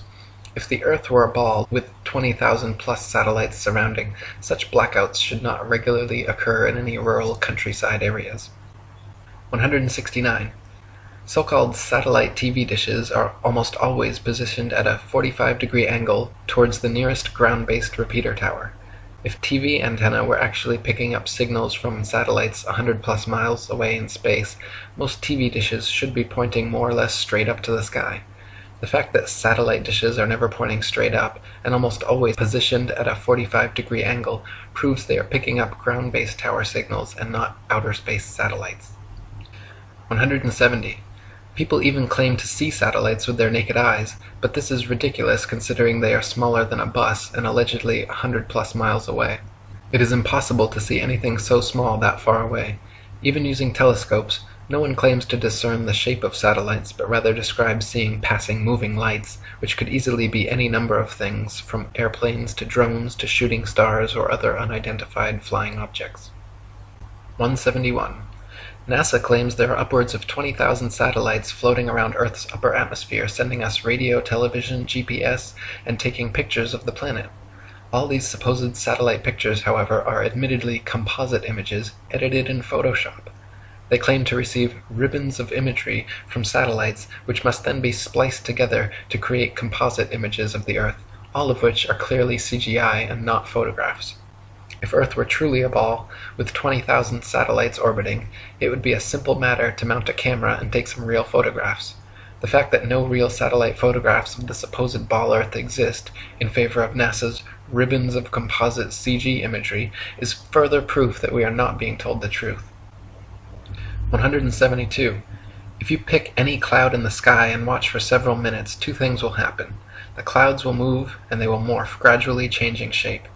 In official NASA footage of the spinning ball Earth, such as the Galileo time-lapse video, however, clouds are constantly shown for 24+ hours at a time and not moving or morphing whatsoever. This is completely impossible, further proof that NASA produces fake CGI videos, and further evidence that Earth is not a spinning ball. 173. NASA has several alleged photographs of the ball Earth which show several exact duplicate cloud patterns. The likelihood of having 2 or 3 clouds of the exact same shape in the same picture is as likely as finding 2 or 3 people with the exact same fingerprints. In fact, it is a solid proof that the clouds were copied and pasted in a computer program, and that such pictures showing a ball-shaped Earth are fakes. 174. NASA graphics artists have placed things like faces, dragons, and even the word sex into cloud patterns over their various ball Earth pictures. Their recent 2015 Pluto pictures even clearly have a picture of Disney's Pluto the dog layered into the background. Such blatant fraud goes unnoticed by the hypnotized masses, but provides further proof of the illegitimacy of NASA and their spinning ball planet mythos. 175. Professional photo analysts have dissected several NASA images of the ball Earth and found undeniable proof of computer editing. For example, images of the Earth allegedly taken from the Moon have proven to be copied and pasted in, as evidenced by rectangular cuts found in the black background around the Earth by adjusting brightness and contrast levels. If they were truly on the Moon and Earth was truly a ball, there would be no need to fake such pictures. 176. When NASA's images of the ball Earth are compared with one another, the coloration of the land and oceans and relative size of the continents are consistently so drastically different from one another as to prove beyond any reasonable doubt that the pictures are all fake. 177. In the documentary A Funny Thing Happened on the Way to the Moon, we can watch official leaked NASA footage showing Apollo 11 astronauts Buzz Aldrin, Neil Armstrong, and Michael Collins for almost an hour using transparencies and camera tricks to fake shots of a round Earth. They communicate over audio with Control in Houston about how to accurately stage the shot, and someone keeps prompting them on how to effectively manipulate the camera to achieve the desired effect. First they blacked out all the windows except for a downward-facing circular one, which they aimed the camera towards from several feet away. This created the illusion of a ball-shaped Earth surrounded by the blackness of space, when in fact it was simply a round window in their dark cabin. Neil Armstrong claimed at this point to be 130,000 miles from the Earth, halfway to the Moon. But when camera tricks were finished, the viewer could see for themselves the astronauts were not more than a couple dozen miles above the Earth's surface, likely flying in a high-altitude plane. 178. People claim Google Earth somehow proves the ball model without realizing that Google Earth is simply a composite program of images taken from high-altitude planes and street-level car cameras superimposed onto a CGI model of a ball Earth. The same could just as easily be molded onto a square Earth or any other shape, and therefore cannot be used as proof of Earth's rotundity. 179. If the Earth were constantly spinning eastward 1,000 miles per hour, then airplane flight durations going eastward versus westwards should be significantly different. If the average commercial airliner travels 500 miles per hour, it follows that westbound equatorial flights should reach their destination at approximately thrice the speed as their eastbound return flights. In reality, however, the differences in east and westbound flight durations usually amount to a matter of minutes, and nothing near what would occur on a 1,000 mile per hour spinning ball Earth. 180. The spinning ball model dictates that the Earth and atmosphere would be moving together at approximately 500 miles per hour at the mid-latitudes where LA to New York City flights take place. The average commercial airliner traveling 500 miles per hour takes 5.5 hours traveling east with the alleged rotation of the Earth, so the return flight west should take only 2.75 hours. But in fact, we find that the average New York to LA flight takes 6 hours, a flight time totally inconsistent with the spinning ball model. 181. Flights eastwards with the alleged spin of the ball Earth from Tokyo to LA take an average of 10.5 hours. Therefore, the return flights westwards against the alleged spin should take an average of 5.25 hours, but in actual fact take an average of 11.5 hours, another flight time totally inconsistent with the spinning ball model. 182. Flights eastward with the alleged spin of the ball Earth from New York to London take an average of 7 hours. Therefore, the return flights westwards against the alleged spin should take an average of 3.5 hours, but in actual fact take an average of 7.5 hours, a flight time totally inconsistent with the spinning ball model. 183. Flights eastward from Chicago to Boston with the alleged spin of the ball Earth take an average of 2.25 hours. Therefore, the return flights westwards against the alleged spin should take an average of just over an hour, but in actual fact take an average of 2.75 hours. Once again, completely inconsistent with the spinning ball model. 184. Flights eastward from Paris to Rome with the alleged spin of the ball Earth take an average of 2 hours. Therefore, the return flights westward against the alleged spin should take an average of 1 hour, but in actual fact have an average flight duration of 2 hours and 10 minutes, a flight time totally inconsistent with the spinning ball model. 185. We are told that the Earth and atmosphere spin together at such a perfect uniform velocity that no one in history has ever seen, heard, felt, or measured the supposed 1,000 mile per hour movement. This is then often compared to traveling in a car at uniform velocity, where we only feel the movement during acceleration or deceleration. In reality, however, even with eyes closed, windows up, over smooth tar in a luxury car at a mere uniform 50 miles per hour, the movement absolutely can be felt. At 20 times this speed, Earth's imaginary 1,000 mile per hour spin would most certainly be noticeable, felt, seen, and heard by all. 186. People sensitive to motion sickness feel distinct unease and physical discomfort from motion as slight as an elevator or train ride. This means that the 1,000 mile per hour alleged uniform spin of the Earth has no effect on such people, but add an extra 50 miles per hour uniform velocity of a car and their stomach starts turning knots. The idea that motion sickness is nowhere apparent in anyone at 1,000 miles per hour, but suddenly comes about at 1,050 miles per hour, is ridiculous and proves the Earth is not in motion whatsoever. 187. The second law of thermodynamics, otherwise known as the law of entropy, along with the fundamental principles of friction and resistance, determine the impossibility of Earth being a uniformly spinning ball. Over time, the spinning ball Earth would experience measurable amounts of drag, constantly slowing the spin and lengthening the amount of hours per day. As not the slightest such change has ever been observed in all of recorded history, it is absurd to assume the Earth has ever moved an inch. 188. Over the years, NASA has twice changed their story regarding the shape of the Earth. At first they maintained Earth was a perfect sphere, which later changed to an oblate spheroid flattened at the poles, and then changed again to being pear-shaped, as the southern hemisphere allegedly bulges out as well. Unfortunately for NASA, however, none of their official pictures show an oblate spheroid or pear-shaped Earth. All their pictures, contrary to their words, show a spherical, and clearly CGI fake, Earth. 189. The Bible, Quran, Srimad Bhagavatam, and many other holy books describe and purport the existence of a geocentric stationary flat Earth. For example, 1 Chronicles 16:30 and Psalm 96:10 both read, "He has fixed the earth firm, immovable," and Psalm 93:1 says, "The world also is established, that it cannot be moved." The Bible also repeatedly affirms that the earth is outstretched as a plane, with the outstretched heavens everywhere above, not all around, giving a scriptural proof the earth is not a spinning ball.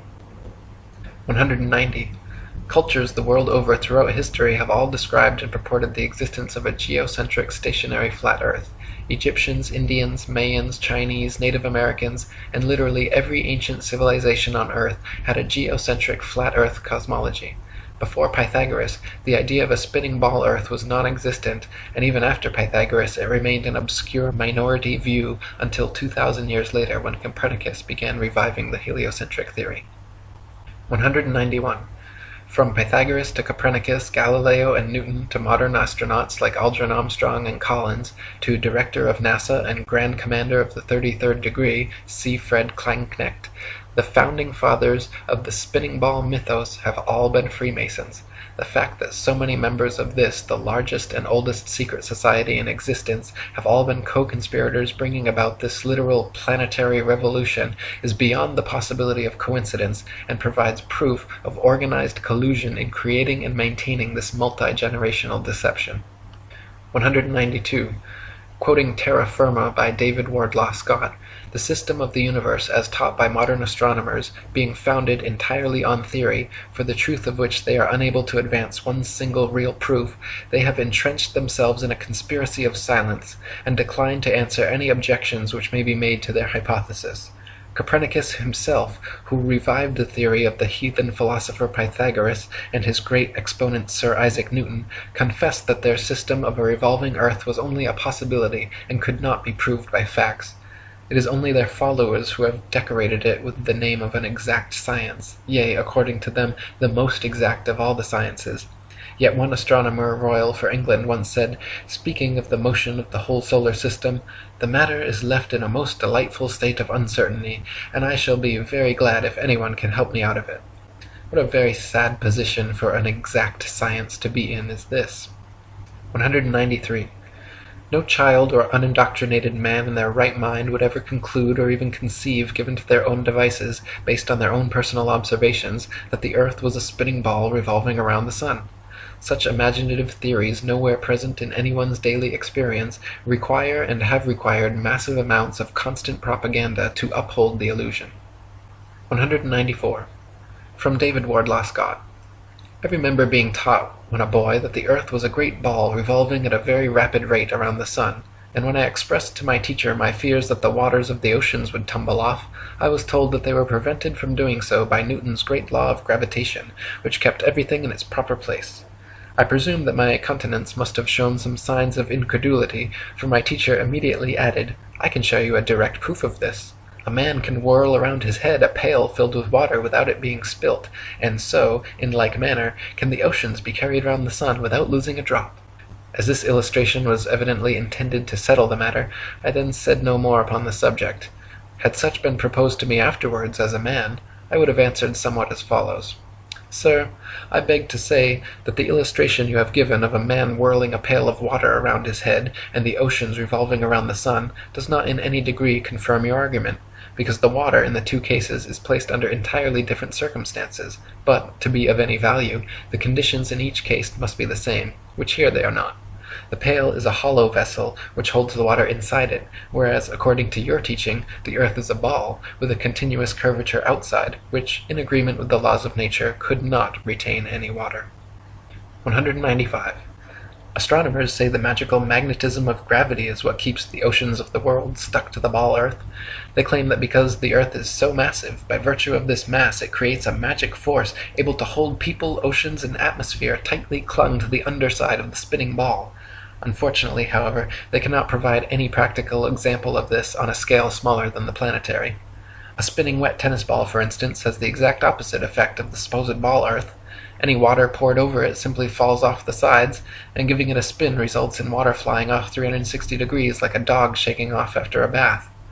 Astronomers concede the wet tennis ball example displays the opposite effect of their supposed ball earth, but claim that at some unknown mass, the magic adhesive properties of gravity suddenly kick in, allowing the spinning wet tennis ball earth to keep every drop of gravitized water stuck to the surface. When such an unproven theory goes against all experiments, experience, and common sense, it is high time to drop the theory. 196. Quoting Marshall Hall. In short, the sun, moon, and stars are actually doing precisely what everyone throughout all of history has seen them do. We do not believe what our eyes tell us because we've been taught a counterfeit system which demands that we believe what has never been confirmed by observation or experiment. That counterfeit system demands that the Earth rotate on an axis every 24 hours at a speed of over 1,000 miles per hour at the equator.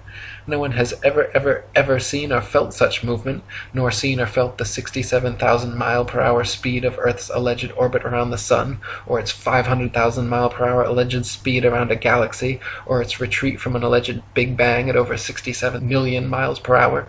Remember, no experiment has ever shown the Earth to be moving. Add to that the fact that the alleged rotational speed we've all been taught as scientific fact must decrease every inch or mile one goes north or south of the equator, and it becomes readily apparent that such things as accurate aerial bombing in World War II down a chimney from 25,000 feet with a plane going any direction at high speed would have been impossible if calculated on an Earth moving below at several hundred miles per hour and constantly changing with the latitude. 197. Some people claim there is no motive for such a grand-scale deception, and that flat or ball makes no difference. By removing Earth from the motionless center of the universe, these Masons have moved us physically and metaphysically from a place of supreme importance to one of complete nihilistic indifference. If the Earth is the center of the universe, then the ideas of God, creation, and a purpose for human existence are resplendent.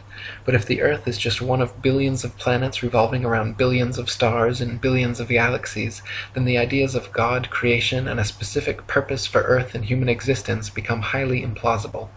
By surreptitiously indoctrinating us into their scientific materialist sun worship, not only do we lose faith in anything beyond the material, we gain absolute faith in materiality, superficiality, status, selfishness, hedonism, and consumerism.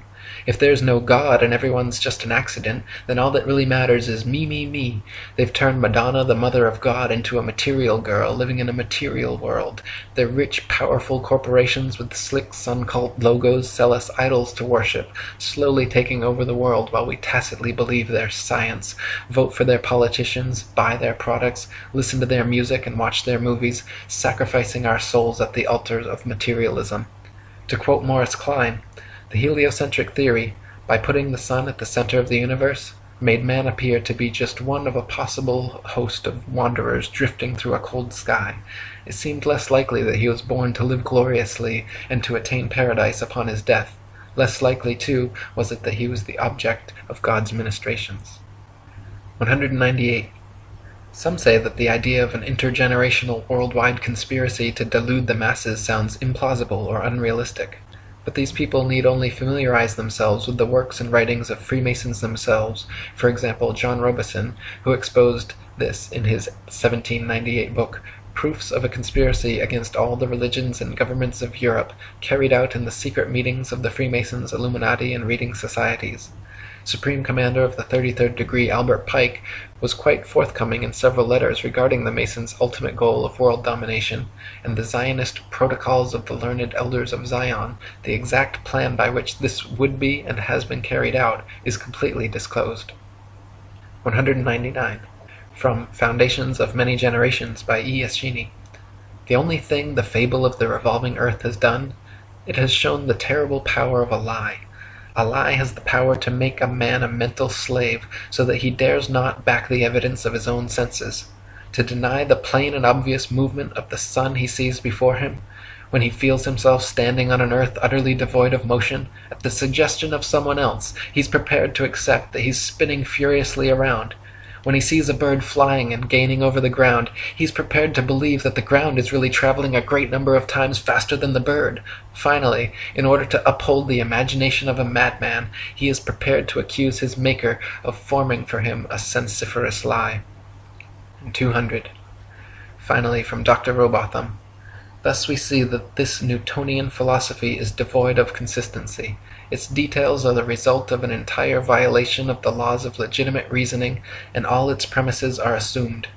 It is, in fact, nothing more than an assumption upon assumption, and the conclusions derived therefrom willfully considered as things proved, and to be employed as truths to substantiate the first and fundamental assumptions.